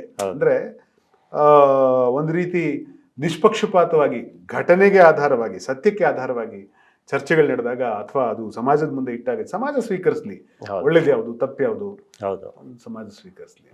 ಹೌದು, ಅದೊಂದು ಚರ್ಚೆ. ಆನಂತರ ಇದು ಯಾವುದು, ಈ ಅವರ ಚಿಕ್ಕಮಗಳೂರಿನ ಬದುಕಿದೆ ಅಲ್ವಾ, ಅದು ನಮಗೆ ಬಹಳ ಇಂಟ್ರೆಸ್ಟಿಂಗ್ ಇರುವಂಥದ್ದು. ಈಗಿರುವಂಥ ದತ್ತಪೀಠ ಹೋರಾಟ, ಅದರ ಹಿನ್ನೆಲೆಯಲ್ಲಿ ದತ್ತ ಪಾದುಕೆ, ಅದರ ನಿಜ ಏನು ಅನ್ನುವಂಥದ್ದಂತೂ ನನಗೆ ಬಹಳ, ಅವರ ಇದನ್ನು ಓದುವಾಗ ಅದನ್ನು ಬರೆಯುವಂಥ ಸಂದರ್ಭದಲ್ಲಿ, ಅದನ್ನು ಕಲೆಕ್ಟ್ ಮಾಡುವಂಥ ಸಂದರ್ಭದಲ್ಲಿ ಅವರ ಹೇಳಿಕೆಯನ್ನು ನೋಡಿದಾಗ ಅಥವಾ ದಾಖಲೆ ನೋಡಿದಾಗ ನನಗೆ ಭಾರಿ ಶಾಕಿಂಗ್ ಅನ್ನಿಸ್ತು. ಯಾವ ರೀತಿ ಒಂದು ಸಂಘಟನೆ RSS ಅದರಲ್ಲಿರುವಂಥ ಬ್ರಾಹ್ಮಣ್ಯ ಯಾವ ರೀತಿ ಬಳಕೆ ಮಾಡ್ಕೊಳ್ಳುತ್ತೆ. ಆನಂತರ ಅದು ಎಲ್ಲಿಂದ ಸೃಷ್ಟಿ ಆಗುತ್ತೆ, ಕೆಲವೊಂದು ಅನಸೂಯ ಜಯಂತಿ ಅದು ಯಾಕೆ ಸೃಷ್ಟಿ ಆಯಿತು, ಹೇಗೆ ಸೃಷ್ಟಿ ಆಯಿತು, ಇದೆಲ್ಲ ಭಾರಿ ಇಂಟ್ರೆಸ್ಟಿಂಗು. ಬಹುಶಃ ನಿಮಗೂ ಗೊತ್ತಿರ್ಬೋದು ಅದೆಲ್ಲ ಹೆಂಗೆ ಕ್ರಿಯೇಟ್ ಮಾಡ್ತಾರೆ RSSನವರು ಅನ್ನೋಂಥದ್ದು. ಅಂದರೆ ನಿಮಗೆ ಒಂದು ನನಗೆ ಆಶ್ಚರ್ಯ ಅನಿಸಿದ್ದು ಅಂತಂದರೆ, ಮಹೇಂದ್ರ ಕುಮಾರ್ ಅವರು ಅವರ ಜೀವನ ಒಂದು ರೀತಿ ಹೇಗೆ ಕಾಣುತ್ತೆ ಅಂತಂದರೆ, ಒಬ್ಬ ಮನುಷ್ಯ ಯಾವುದೋ ಒಂದು ಅತಿರೇಕಕ್ಕೆ ಹೋಗಿ ರಾಜಕಾರಣ ಮಾಡಿ, ಹೌದು, ಬಿಜೆಪಿ ಆಗಿ ಗುರುತಿಸ್ಕೊಂಡು ಒಂದು ರಾಜಕೀಯ ಪಕ್ಷವಾಗಿ ರಾಜಕಾರಣದ ಕೆಲಸವನ್ನು ಮಾಡಿ, ಕಾಂಗ್ರೆಸ್ ಆಗಿ ಗುರುತಿಸ್ಕೊಂಡು ಕಾಂಗ್ರೆಸ್ ಒಂದು ರಾಜಕೀಯ ಪಕ್ಷವಾಗಿ ರಾಜಕಾರಣವನ್ನು ಮಾಡಿ, ಜನತಾದಳವಾಗಿ ದಳದ ಒಂದು ಸಿದ್ಧಾಂತವನ್ನು ಇಟ್ಕೊಂಡು ಕೆಲಸ ಮಾಡಿ. ಇಲ್ಲಿ ಎಲ್ಲಿಯೂ ಕೂಡ ಸಾಮಾನ್ಯರ ಮಕ್ಕಳನ್ನು ಬಲಿ ಕೊಡಬೇಡಿ. ಸಾಮಾನ್ಯರ ಮಕ್ಕಳನ್ನ ನೀವು ರಾಜಕೀಯಕ್ಕೋಸ್ಕರವೋ ಓಟಿನ ಕಾರಣಗಳಿಗೋಸ್ಕರವೋ ನೀವು ಅವ್ರ ತಲೆಗೆ ಇನ್ನೊಂದು ಯಾವುದೋ ನಶೆಯನ್ನು ತುಂಬಿ ಆ ಮೂಲಕ ಅವ್ರನ್ನ ಎತ್ಕಟ್ಟಿ, ಯಾವುದೇ ಪಕ್ಷದವರು ಈ ರೀತಿ ಜನಸಾಮಾನ್ಯರನ್ನು ಬಲಿ ಕೊಡಬೇಡಿ. ಬಡವರ ಮಕ್ಕಳನ್ನು ಬಲಿ ಹಾಕಿ ಅವ್ರ ಹೆಣಗಳ ಮೇಲೆ ರಾಜಕೀಯ ಸೌಧವನ್ನು ಕಟ್ಟುವಂಥ ಪ್ರಯತ್ನ ಮಾಡಬೇಡಿ. ಬಹುಶಃ ಇದ್ರ ಬಗ್ಗೆ ಮಹೇಂದ್ರ ಕುಮಾರ್ ಅವರ ಪ್ರತಿರೋಧ ಇದು ಎಲ್ಲಾ ಪಕ್ಷಗಳಿಗೂ ಎಲ್ಲಾ ಕಾಲಕ್ಕೂ ಇರಬೇಕಾದಂತ ಒಂದು ಪ್ರಜ್ಞಾವಂತ ಸಮಾಜದ ಪ್ರತಿರೋಧವಾಗಿ ಕಾಣಬೇಕು. ಬಹುಶಃ ಅದನ್ನ ನೀವ್ ಹೇಳಿದ್ರೆ ಜಾಸ್ತಿ ಬೆಲೆ ಇಲ್ಲ. ಹೌದು, ಇನ್ಯಾರೋ ಒಬ್ಬ ಚಿಂತಕ ಹೇಳಿದ್ರು ಅದಕ್ಕೆ ಜಾಸ್ತಿ ಅಂದ್ರೆ ಸಹಜವಾಗಿ ನಾನು ಹೇಳೋದು, ಚಿಂತಕ ಹೇಳಿದ್ರು ಆತ ತನ್ನ ಒಂದು ಒಡಲಾಳವನ್ನು ಹೇಳ್ಕೊತಾನೆ, ಇನ್ನೊಬ್ಬ ಯಾರೋ ಕವಿ ಹೇಳ್ಕೊಂಡ್ರು ತನ್ನ ಒಡಲಾಳವನ್ನು ಹೇಳ್ಕೊತಾನೆ. ಆದರೆ ಆ ಬಾವಿಯೊಳಗಡೆ ಇಳಿದು ಹೌದು ನೀವು ಹೊರಗಡೆ ದಡದಲ್ಲಿ ನಿಂತ್ಕೊಂಡು ಇದೇನು ಇದರ ಆಳ ಆಗಲ್ಲ ಎಲ್ಲ ಹೀಗಿದೆ ಅಂತ ನೀವು ಪುಸ್ತಕ ಬರೆಯೋದಕ್ಕೂ ಸ್ವತಃ ಬಾವಿ ಒಳಗಡೆ ಮುಳುಗಿ ಇದ್ರ ಆಳ ಎಷ್ಟಿದೆ ಇದ್ರ ಅಗಲ ಎಷ್ಟಿದೆ ಅಂತ ನೋಡಿದವನೊಬ್ಬ ಹೊರಗಡೆ ಬಂದು ಸಮಾಜದ ಮುಂದೆ ಹೇಳೋದಕ್ಕೂ ಬಹಳ ವ್ಯತ್ಯಾಸ ಇದೆ. ಹೀಗಾಗಿ ಬಹುಶಃ ಮಹೇಂದ್ರ ಕುಮಾರ್ ಅವರ ಧ್ವನಿ ಸಮಾಜ ಅದನ್ನ ಕೇಳುತ್ತೆ ಅನೇಕ ವರ್ಷಗಳ ಕಾಲ ಕೇಳುತ್ತೆ. ಹೌದು ಹೌದು. ಆ ನಂತರ ಇನ್ನೊಂದು ಇದು ಏನು ಅಂತಂದ್ರೆ ಅವರ ಬಾಲ್ಯದಿಂದಲೂ ಅವರು ಬಳಕೆ ಆಗ್ತಾನೆ ಬಂದರು. ಪ್ರಾರಂಭದಲ್ಲಿ ಅವರನ್ನ ಇಡೀ ಬದುಕನ್ನು ಅವರು ಕಟ್ಟಿಕೊಟ್ಟಿದ್ದು ಒಂದು ಮಿಷನರಿ, ಅಂದ್ರೆ ಕ್ರೈಸ್ತ ಮಿಷನರಿ. ಅವರಿಗೆ ಬದುಕಂದ್ರೆ ಏನು ಅನ್ನೋದನ್ನು ತೋರಿಸ್ಕೊಟ್ಟದ್ದು ಅದು. ಆನಂತರ ಮನುಷ್ಯನ ವಿಪರ್ಯಾಸ ನೋಡಿ, ಮನುಷ್ಯ ಅವನೊಳಗಡೆ ಅವನು ಹೆಂಗೆ ಕೃತಜ್ಞನಾಗಿ ಬೆಳೀತಾ ಹೋಗ್ತಾನೆ ಅನ್ನೋದಕ್ಕೆ ಕೂಡ ಮಹೇಂದ್ರ ಕುಮಾರ್ ಒಂದು ಸಾಕ್ಷಿ. ಅಲ್ಲಿಂದ ನಂತರ ಅವರು ಕ್ರಿಶ್ಚಿಯನ್ ಮಿಷನರಿಯಿಂದ ಹೊರಗೆ ಬಂದ ನಂತರ ಒಬ್ಬರು ಹೆಗಡೆಯ ಇದಕ್ಕೆ ಸೇರ್ತಾರೆ, ಒಂದು ಬೇಕರಿಗೆ ಸೇರ್ತಾರೆ. ಅಲ್ಲಿ ಅವರು ಜೀತ ಮಾಡ್ತಾರೆ ಅವರು. ಆನಂತರ ಅಲ್ಲಿಂದ ಬಂದು ಮತ್ತೆ ಬದುಕು ಕಟ್ಕೊಳ್ಬೇಕು ಅಂತ ಹೇಳಿ ಚಿಕ್ಕಮಗಳೂರಿಗೆ ಬಂದರೆ ಅಲ್ಲಿ ಅವರ ಕೈ ಹಿಡಿದು ಗೌಡ್ರು ಕೈ ಹಿಡಿತಾರೆ, ಅವರ ಫ್ಯಾಮಿಲಿದ್ದು. ಆನಂತರ ಇದನ್ನೆಲ್ಲವನ್ನ ಇದು ಮಾಡಿ ಒಂದು ವ್ಯತಿರಿಕ್ತವಾದಂಥ ಒಂದು ಗುಂಪಿಗೆ ಬಜರಂಗ ದಳಕ್ಕೆ ಸೇರ್ಕೋತಾರೆ ಅವರು. ಆಗ ಅವರಿಗೆ ಕ್ರಿಶ್ಚಿಯನ್ ಮಿಷನರಿಗಳು ಬದುಕು ಕಟ್ಟಿಕೊಟ್ಟಿದ್ದು ನೆನಪಾಗಲ್ಲ, ಆನಂತರ ನಾನು ಜೀತ ಮಾಡಿದ ನೆನಪಾಗಲ್ಲ, ಗೋವಿಂದೇಗೌಡರು ನೆನಪಾಗಲ್ಲ. ಕೊನೆಗೆ ಅದೆಲ್ಲ ಬಿಟ್ಟ ನಂತರ ಮತ್ತೆ ಗೊತ್ತಾಗುತ್ತೆ ಅವರಿಗೆ, ಹೌದು ನಾನು ಹಿಂಗೆ ಬದುಕಿದ್ದೆ ಅನ್ನೋದನ್ನು ಹೇಳ್ತಾರೆ ಅವರು. ನಾನು ಇಂಥ ಕಡೆ ಜೀತಕ್ಕಿದ್ದೆ ಅನ್ನೋದನ್ನು ಹೇಳ್ತಾರೆ. ನನಗೆ ಬದುಕು ಕೊಟ್ಟಿದ್ದು ಕ್ರಿಶ್ಚಿಯನ್ ಮಿಷನರಿಗಳು ಅಂತ ಹೇಳ್ತಾರೆ. ನನಗೆ ನಮ್ಮ ಜಾಗ ಉಳಿಸಿದ್ದು ಗೋವಿಂದೇಗೌಡರು ದಳದವರು, ಜನತಾ ದಳದವರು ಅಂತ ಹೇಳ್ತಾರೆ. ಬಜರಂಗದಳದಿಂದ ಹೊರಗೆ ಬನ್ನಿ, ಬಜರಂಗದಳದಿಂದ, ವಿಶ್ವ ಹಿಂದೂ ಪರಿಷತ್ತಿಂದ, ಶ್ರೀರಾಮ. ಎಲ್ಲೋ ಒಂದ್ ಕಡೆ ಅನ್ಸುತ್ತೆ ಏನು ಅಂದ್ರೆ, ಕುಮಾರಸ್ವಾಮಿ ಅವರು ಈ ಮನುಷ್ಯ ಬಜರಂಗದಳದಿಂದ ಹೊರಗಡೆ ಬಂದರು, ಜನತಾದಳ ಸೇರಿದ್ರು. ಜನತಾದಳದಲ್ಲಿ ಮಹೇಂದ್ರ ಕುಮಾರ್ ಅಂತ ಒಬ್ಬ ವ್ಯಕ್ತಿಯನ್ನು ಸಮರ್ಪಕವಾಗಿ ಬಳಸ್ಕೊಂಡಿದ್ದಾರೆ. ಹೌದು, ಈ ಮನುಷ್ಯನ ಸಾಮರ್ಥ್ಯ, ಈ ಮನುಷ್ಯನ ಹೋರಾಟದ ಕಿಚ್ಚು, ಈ ಮನುಷ್ಯನ ಅನುಭವಕ್ಕೆ ಒಂದು ಒಳ್ಳೆಯ ಸೂಕ್ತವಾದ ವೇದಿಕೆಯನ್ನ ಜನತಾದಳ ಸೃಷ್ಟಿ ಮಾಡಿದ್ದಿದ್ರೆ ಬಹುಶಃ ಯಾವ ಒಂದು ಶಕ್ತಿಯನ್ನು ಬಳಸಿ ಅವತ್ತು ಮಹೇಂದ್ರ ಕುಮಾರ್ ಒಂದು ವಿನಾಶಕಾರಿ ಹಾದಿಯನ್ನು ಹಿಡಿದಿದ್ರೋ ಅದೇ ರೀತಿ ತನ್ನ ಶಕ್ತಿಯನ್ನ ಒಂದು ವಿಕಾಸದ ಹಾದಿಯ ಕಡೆಗೆ ಮುನ್ನಡೆಸೋದಕ್ಕೆ ಕೂಡ ಒಂದು ದೊಡ್ಡ ಅವಕಾಶ ಸಿಗ್ತಾ ಇತ್ತು. ಅದರಿಂದ ಜನತಾದಳ ಮತ್ತಷ್ಟು ಬೆಳೀತಾ ಇತ್ತು. ಹೌದು. ಈಗ ಮಂಗಳೂರಲ್ಲಿ ಅವತ್ತು ಗೋಲಿಬಾರ್ ಆಯ್ತು. ಮಂಗಳೂರು ಗೋಲಿಬಾರ್ ಆದಾಗ ಇಡೀ ಸಿದ್ದರಾಮಯ್ಯ ವಿಪಕ್ಷ ನಾಯಕರಾಗಿದ್ರು. ಆದ್ರೆ ಅವತ್ತು ಮಿಂಚಿದ್ದು ಪೂರ್ತಿ ಕುಮಾರಸ್ವಾಮಿ. ನಿಜವಾದ ವಿಪಕ್ಷ ನಾಯಕ ಅಂದ್ರೆ ಕುಮಾರಸ್ವಾಮಿ, ನಿಜವಾದ ಅಲ್ಪಸಂಖ್ಯಾತರ ನಾಯಕ ಅಂದ್ರೆ ಕುಮಾರಸ್ವಾಮಿ, ನಿಜವಾದ ಮಾನವೀಯತೆಯ ನಾಯಕ ಅಂದ್ರೆ ಕುಮಾರಸ್ವಾಮಿ ಅನ್ನೋ ತರದ ಫೀಲಿಂಗ್ ಅನ್ನ ಜನ ಬಂದ್ಬಿಟ್ರು. ಅದಕ್ಕೆ ಕಾರಣ ಮಹೇಂದ್ರ ಕುಮಾರ್ ಅವತ್ತು ಎಲ್ಲ ಇನ್ಪುಟ್ಸ್ ಅನ್ನ ಅವ್ರಿಗೆ ಕೊಟ್ಟು ನೀವು ಈ ತರನೇ ಮಾತಾಡಬೇಕು ಅನ್ನುವಂಥದ್ದನ್ನ ಅವ್ರಿಗೆ ಹೇಳಿದ್ರಿಂದ ಅವ್ರು ಆತರ ಮಾತಾಡಿದ್ರು. ಅವತ್ತು ಮಾತಾಡಿದ್ರಿಂದ ಒಬ್ಬ ಪ್ರತಿಪಕ್ಷದ ನಾಯಕ ಅಲ್ಲದೆ ಇದ್ರು ಕೂಡ ಅವರು ಪ್ರತಿಪಕ್ಷದ ನಾಯಕ ಆಗಿ ಅವತ್ತು ಗೋಚರಿಸಿಕೊಂಡ್ರು ಕುಮಾರಸ್ವಾಮಿ. ಒಂದು ರಾಜಕೀಯ ಅಷ್ಟು ದೊಡ್ಡ ಇದನ್ನ ಚೇಂಜ್ ಮಾಡಿದ್ದು ಅವತ್ತು ಮಹೇಂದ್ರ ಕುಮಾರ್. ಬಹುಶಃ ಮಹೇಂದ್ರ ಕುಮಾರ್ನ ಅದೇ ರೀತಿ ಅವರು ಜೊತೆಯಲ್ಲಿ ಇಟ್ಕೊಂಡಿದ್ದಿದ್ರೆ ಬಹುಶಃ ಇವತ್ತು ಫೇಲ್ಯೂರ್ ನಾಯಕ ಆಗ್ತಿರ್ಲಿಲ್ಲ ಕುಮಾರಸ್ವಾಮಿ ಅವರು. ಬಹುಶಃ ಫೇಲ್ಯೂರ್ ನಾಯಕನಾಗೋದಕ್ಕೆ ಕಾರಣ ನೀವು ಹೇಳದಂತೆ ಮಹೇಂದ್ರ ಕುಮಾರ್ ಅಂತ ಒಬ್ಬ ಒಳ್ಳೆ ಹೃದಯದ ಪ್ರಾಮಾಣಿಕ ಯುವಕ, ದುಡಿಬೇಕು ಅನ್ನುವಂಥ ಕಿಚ್ಚು ರೊಚ್ಚು ಉತ್ಸಾಹ ಇದ್ದಂಥ ಯುವಕನನ್ನ ಅವರು ಸುಮ್ಮನೆ ತಾತ್ಕಾಲಿಕವಾಗಷ್ಟೇ ಬಳಸ್ಕೊಂಡ್ರೆ ಹೊರತು ಆತನಿಗೊಂದು ಸುದೀರ್ಘವಾದ ಒಂದು ವೇದಿಕೆಯನ್ನು ನಿರ್ಮಾಣ ಮಾಡೋದ್ರಲ್ಲಿ ಕುಮಾರಸ್ವಾಮಿ ಅವರು ಸೋತರು. ಒಂದು ವೇಳೆ ನೀವು ಹೇಳದಂತೆ ಅವತ್ತು ಯಾವ ರೀತಿ ಕುಮಾರಸ್ವಾಮಿ ವಿಜೃಂಭಿಸಿದ್ರು, ಮಹೇಂದ್ರ ಕುಮಾರ್ ಅವರು ಜೊತೆಗೆ ಸೇರಿ ಒಂದು ಬೆಂಬಲ ಸಲಹೆಯನ್ನ ಕೊಟ್ಟಿದ್ದ ಆ ಕಾರಣಕ್ಕೋಸ್ಕರ. ಯಾಕೆಂದ್ರೆ ಮಹೇಂದ್ರ ಕುಮಾರ್ ಅವರು ಹಲವಾರು ಸರ್ತಿ ಹೇಳ್ತಾ ಇದ್ರು, ನಾನು ಕುಮಾರಸ್ವಾಮಿ ಅವರಿಗೆ ಒಂದು ಮನೆ ವ್ಯಕ್ತಿ ತರದ ಆತ್ಮೀಯತೆ ಬಾಂಧವ್ಯ ಇರುವಂತವ್, ನನಗಲ್ಲಿನ ಒಳ ಹೊರಗುಗಳೆಲ್ಲವೂ ಗೊತ್ತು ಅನ್ನುವ ಅನೇಕ ಸರ್ತಿ ಆ ಮಾತುಗಳನ್ನು ಅವ್ರು ಹೇಳ್ತಾ ಇದ್ರು. ಆದ್ರೆ ದುರಂತ ಏನು ಅಂದ್ರೆ ಮಹೇಂದ್ರ ಕುಮಾರ್ ಅವರಿಗೆ ಅಲ್ಲಿ ಒಂದು ಸೂಕ್ತವಾದ ವೇದಿಕೆ ನಿರ್ಮಾಣ ಆಗಲಿಲ್ಲ. ಈ ಕಾರಣಕ್ಕೋಸ್ಕರ ಮಹೇಂದ್ರ ಕುಮಾರ್ ಇದು ಮಹೇಂದ್ರ ಕುಮಾರ್ಗಾದ ನಷ್ಟ ಅಲ್ಲ, ಬಹುಶಃ ಜನತಾದಳ ಸೆಕ್ಯುಲರ್ ಪಾರ್ಟಿ ಏನಿದೆ ಹೌದು. ಆ ಪಾರ್ಟಿಯ ಒಂದು ಸುದೀರ್ಘ ಹೋರಾಟಕ್ಕಾದಂತ ನಷ್ಟ ಅಂತ ನಾನು ಅದ್ರ ಭಾವಿಸ್ತೇನೆ. ಹೌದು. ಅವರಿಗೆ ಎಲ್ಲಕ್ಕಿಂತ ಮುಖ್ಯವಾಗಿ ಅವರಿಗೆ ಅಧಿಕಾರ ಬೇಕಾಗಿರ್ಲಿಲ್ಲ. ಅಧಿಕಾರ ಬೇಕಾಗಿರಲಿಲ್ಲ. ಒಂದ್ ವೇಳೆ ಅದು ಬೇಕಾಗಿದ್ದಿದ್ರೆ ಬಹುಶಃ ಕುಮಾರಸ್ವಾಮಿಯ ಹಿಂದೆ ಮುಂದೆ ಸುತ್ತಾಡ್ಕೊಂಡೆ ಅವ್ರ ಅಧಿಕಾರ ಪಡ್ಕೊಬಿಡ್ತಿದ್ರು. ಮತ್ತು ಆ ವರ್ಚಸ್ಸು ಕೂಡ ಅವರಿಗಿತ್ತು, ಅಧಿಕಾರ ಪಡ್ಕೊಳ್ಳುವಂಥದ್ದು. ಅವರು ನಾನು ಇಲ್ಲಿವರೆಗೆ ಏನೇನು ತಪ್ಪು ಮಾಡ್ಕೊಂಡು ಬಂದಿದ್ದೀನೋ ಅದನ್ನ ಸರಿ ಮಾಡಬೇಕು, ನನ್ನಿಂದ ಹೆಂಗ್ ಸೊಸೈಟಿ ಹಾಳಾಗಿದೆಯೋ ಅದನ್ನ ಸರಿ ಮಾಡಬೇಕು ಅನ್ನೋಂಥ ಪ್ರಾಮಾಣಿಕ ಉದ್ದೇಶ ಇತ್ತು ಅವರಿಗೆ. ಪ್ರಾಮಾಣಿಕ ಉದ್ದೇಶ. ಹೌದು. ಆ ಪ್ರಾಮಾಣಿಕ ಉದ್ದೇಶವನ್ನ ಒಂದು ವೇದಿಕೆ ಸೃಷ್ಟಿ ಮಾಡಿಕೊಟ್ಟಿದ್ರೆ ಸಾಕಾಗಿತ್ತು. ಹೌದು. ಎ.ಕೆ. ಸುಬ್ಬಯ್ಯ ಹಾಗೆ ಮಾಡಿಲ್ಲ. ಎ.ಕೆ. ಸುಬ್ಬಯ್ಯ ಅವರು ರಾಜಕೀಯ ಜೊತೆಗೆ ಹೋದ್ರು. RSS ನ ಅಂತರಂಗ ಅಂತ ಪುಸ್ತಕ ಬರೆದ್ರು. ಅದರ ಜೊತೆಗೆ ಅದೇ ಹಿನ್ನೆಲೆಯಲ್ಲಿ ಹೋಗಿ ಅವರು ಸ್ವಲ್ಪ ರಾಜಕೀಯವಾಗಿಯೂ ಕೂಡ ಗಟ್ಟಿ ಆದ್ರು. ಅವರು ಎಲ್ಲ ರಾಜಕೀಯ BJP ರಾಜಕೀಯವನ್ನು ಅನುಭವಿಸ್ಕೊಂಡು ಬಂದರೂ ಕೂಡ ಆನಂತರ ನಾವು ರಾಜಕೀಯದಲ್ಲಿ ಗಟ್ಟಿಯಾಗಿದ್ರಲ್ಲಿ. ಇವ್ರು ಹಂಗೆ ಮಾಡಿಲ್ಲ. ಇವರು ಅದಕ್ಕಿಂತ ಒಂದ್ ಹೆಜ್ಜೆ ಮುಂದೆ ಬಂದರು, ಸುಬ್ಬಯ್ಯರಿಗಿಂತ ವಿಚಾರದಲ್ಲಿ, ಹೋರಾಟದಲ್ಲಿ ಒಂದ್ ಹೆಜ್ಜೆ ಮುಂದೆ ಬಂದರು. ಆದರೆ ಅಷ್ಟು ಕಾಲ ಬದುಕಿದ್ದಿದ್ರೆ ಅವರು, ಸುಬ್ಬಯ್ಯನ ಅಷ್ಟು ಕಾಲ ಬದುಕಿದ್ದಿದ್ರೆ ಬಹುಶಃ ಸುಬ್ಬಯ್ಯನವರಿಗಿಂತಲೂ ದೊಡ್ಡ ಆಸೆಟ್ ಆಗ್ತಿದೆ. ಇನ್ನೊಂದು ಮಾತು ಹೇಳ್ತೀನಿ ಕೇಳಿ. ಮಹೇಂದ್ರ ಕುಮಾರ್ ಅವ್ರಿಗೆ ಒಂದು ಬಹಳ ದೊಡ್ಡ ಆಸೆ ಇತ್ತು. ಸರ್ ನಿಮ್ಗೆ ಇದು ಹೇಳಿದ್ನೇ ಇಲ್ಲ ಗೊತ್ತಿಲ್ಲ, ಯಾವ್ದಾದ್ರು ಸಂದರ್ಭದಲ್ಲಿ ಒಂದು ಹೊಸ ಪಕ್ಷವನ್ನು ಕಟ್ಟಬೇಕು ಅಂತ, ಒಂದು ಸುದೀರ್ಘವಾದ ಒಂದು ಏನು ಕಾಲ್ನಡಿಗೆ ಯಾತ್ರೆಯನ್ನು ಮಾಡಬೇಕು. ಈಗಿರುವ ಕಾಂಗ್ರೆಸ್ಸು, ಭಾಜಪ, JDS ಈ ಮೂರೂ ಪಕ್ಷಗಳ ರೀತಿ ನೀತಿಗಳನ್ನು ಬಿಟ್ಟು ಜನಸಾಮಾನ್ಯರ ಹೃದಯವನ್ನು ಮುಟ್ಟಬಲ್ಲಂತ, ಎಲ್ಲ ಸಮುದಾಯಗಳಿಗೆ ನ್ಯಾಯವನ್ನು ಕೊಡಬಹುದಾದಂಥ ಒಂದು ಹೊಸ ಪಕ್ಷ ಕಟ್ಟಬೇಕು ಅನ್ನೋ ಚರ್ಚೆಯನ್ನು ಕೂಡ ಮಹೇಂದ್ರ ಕುಮಾರ್ ಅವರು ಕಡೇ ದಿನಗಳಲ್ಲಿ ನಡೆಸ್ತಾ ಇದ್ರು. ಬಹುಶಃ ಅವ್ರು ಇದ್ದಿದ್ರೆ ಬಹುಶಃ ಅದೆಲ್ಲವೂ ಕೂಡ ಒಂದಷ್ಟು ಸಿಗ, ಯಾಕಂದ್ರೆ ರಾಜಕೀಯ ನೀರಲ್ಲ, ಯಾವ್ಯಾವಾಗ ಎಲ್ಲೆಲ್ಲಿ ಏನೇನು ಎಮರ್ಜ್ ಆಗುತ್ತೆ ಸಾಧ್ಯತೆಗಳು ಸಾವಿರ ಇರ್ತಿತ್ತು. ಆದರೆ ಮಹೇಂದ್ರ ಕುಮಾರ್ ಅವರು ಒಂದು ಹೊಸ ರೀತಿಯ ರಾಜಕಾರಣ ಮಾಡುವಂತ, ಸಾಮಾಜಿಕ ಜವಾಬ್ದಾರಿಗಳನ್ನು ನಿರ್ವಹಿಸುವಂತ ಯುವಕರನ್ನೇ ಜೊತೆಗಿಟ್ಕೊಂಡು ಒಂದು ಹೊಸ ಪಾರ್ಟಿ ಮಾಡಬೇಕು ಅನ್ನೋಂಥ ಒಂದು ಪರಿಕಲ್ಪನೆ ಕೂಡ ಮಹೇಂದ್ರ ಕುಮಾರ್ ಅವರ ತಲೆ ಒಳಗಡೆ ಬಂದಿತ್ತು. ಅದು ಎಲ್ಲೋ ಒಂದ್ ಕಡೆ ಮಹೇಂದ್ರ ಕುಮಾರ್ ಅವರ ಸಾವಿನಿಂದ ಅದು ಅಪೂರ್ಣವಾಯಿತು. ಬಹುಶಃ ಮಹೇಂದ್ರ ಕುಮಾರ್ ಇದ್ದಿದ್ರೆ ಅಂಥದ್ದೇನಾದರೂ ಒಂದು ಪ್ರಯೋಗವನ್ನೋ ಪ್ರಯತ್ನವನ್ನೋ ಮಾಡಿದ್ದಿದ್ರೆ ಖಂಡಿತವಾಗಿಯೂ ಕರ್ನಾಟಕದ ಮಟ್ಟಿಗೆ ಅದು ದೆಹಲಿಯೊಳಗಡೆ ಏನೋ ಒಂದು ಬದಲಾವಣೆಯ ರಾಜಕಾರಣ ಸೃಷ್ಟಿಯಾಯಿತು. ಅಂಥದ್ದೊಂದು ಸಣ್ಣ ಪ್ರಯತ್ನ ಕರ್ನಾಟಕದಲ್ಲೂ ನಡೆಯೋ ಸಾಧ್ಯತೆಗಳಿತ್ತು. ಆದರೆ ಎಲ್ಲೋ ಒಂದ್ ಕಡೆ ಅಂದ್ರೆ ಮಹೇಂದ್ರ ಕುಮಾರ್ ಅವರ ಕನಸುಗಳು ಎಷ್ಟು ದೊಡ್ಡದಿರುತ್ತಿತ್ತು ಅಂತ ಹೇಳೋದಕ್ಕೆ ನಾನು ಇನ್ನೊಂದು ಉದಾಹರಣೆಯಾಗಿ ನಾನು ಬಳಸ್ಕೊಂಡೆ. ಕಡೆದಾಗಿ ನನಗೊಂದೇನು ಅನ್ಸುತ್ತೆ ಅಂದ್ರೆ, ಈ ದೇಶದ ನೆಲ ಪರಿವರ್ತನೆಯನ್ನು ಜಾಸ್ತಿ ಒಪ್ಪುತ್ತೆ. ಅವನೆಷ್ಟೇ ಕ್ರೂರಿಯಾಗಿದ್ರು, ಅವನೆಷ್ಟೇ ಸ್ವಾರ್ಥಿಯಾಗಿದ್ರು, ಅವನ ಹಿನ್ನೆಲೆ ಎಷ್ಟೇ ಕಪ್ಪಾಗಿದ್ರು ಕೂಡ ಅವನು ಬದಲಾಗ್ತಾನೆ. ಸ್ವಾಮಿ ವಿವೇಕಾನಂದರದೊಂದು ಮಾತಿದೆ, every saint had a past, every sinner has a future ಅಂತ. ಅಂದ್ರೆ ದರೋಡೆಕೋರನಾಗಿದ್ದಂಥ, ಕೊಲೆಗಡುಕನಾಗಿದ್ದಂತಹ ರತ್ನಾಕರ ಮುಂದೆ ವಾಲ್ಮೀಕಿಯಾಗಿ ಬದಲಾಗ್ತಾನೆ. ಸೊ ಇವತ್ತು ವಾಲ್ಮೀಕಿ, ಮುಂಚೆ ಒಬ್ಬ ಕೊಲೆಗಾರ, ದರೋಡೆಕೋರ. ಸೊ ಮುಂಚೆ ಒಬ್ಬ ಮನುಷ್ಯರನ್ನ ಹತ್ಯೆ ಮಾಡಿ ಅವರ ರಕ್ತವನ್ನು ಸಂಭ್ರಮಿಸ್ತಿದ್ದ ಸ್ವಾರ್ಥಿ. ಆದ್ರೆ ಇವತ್ತವನು ವಾಲ್ಮೀಕಿಯಾಗಿ ಬದಲಾಗ್ಬಿಡ್ತಾನೆ, ಮಹರ್ಷಿ ಆಗ್ತಾನೆ, ರಾಮಾಯಣವನ್ನು ಬರೀತಾನೆ. Every saint had a past and every sinner has a future. So ಅದೇ ತರ ಈ ದೇಶದ ಇತಿಹಾಸದಲ್ಲಿ ನೋಡಿದ್ರೆ ಒಬ್ಬ ವಾಲ್ಮೀಕಿ ಇಂಥದೊಂದು ದೊಡ್ಡ ಪರಿವರ್ತನೆ, ಬದಲಾವಣೆ.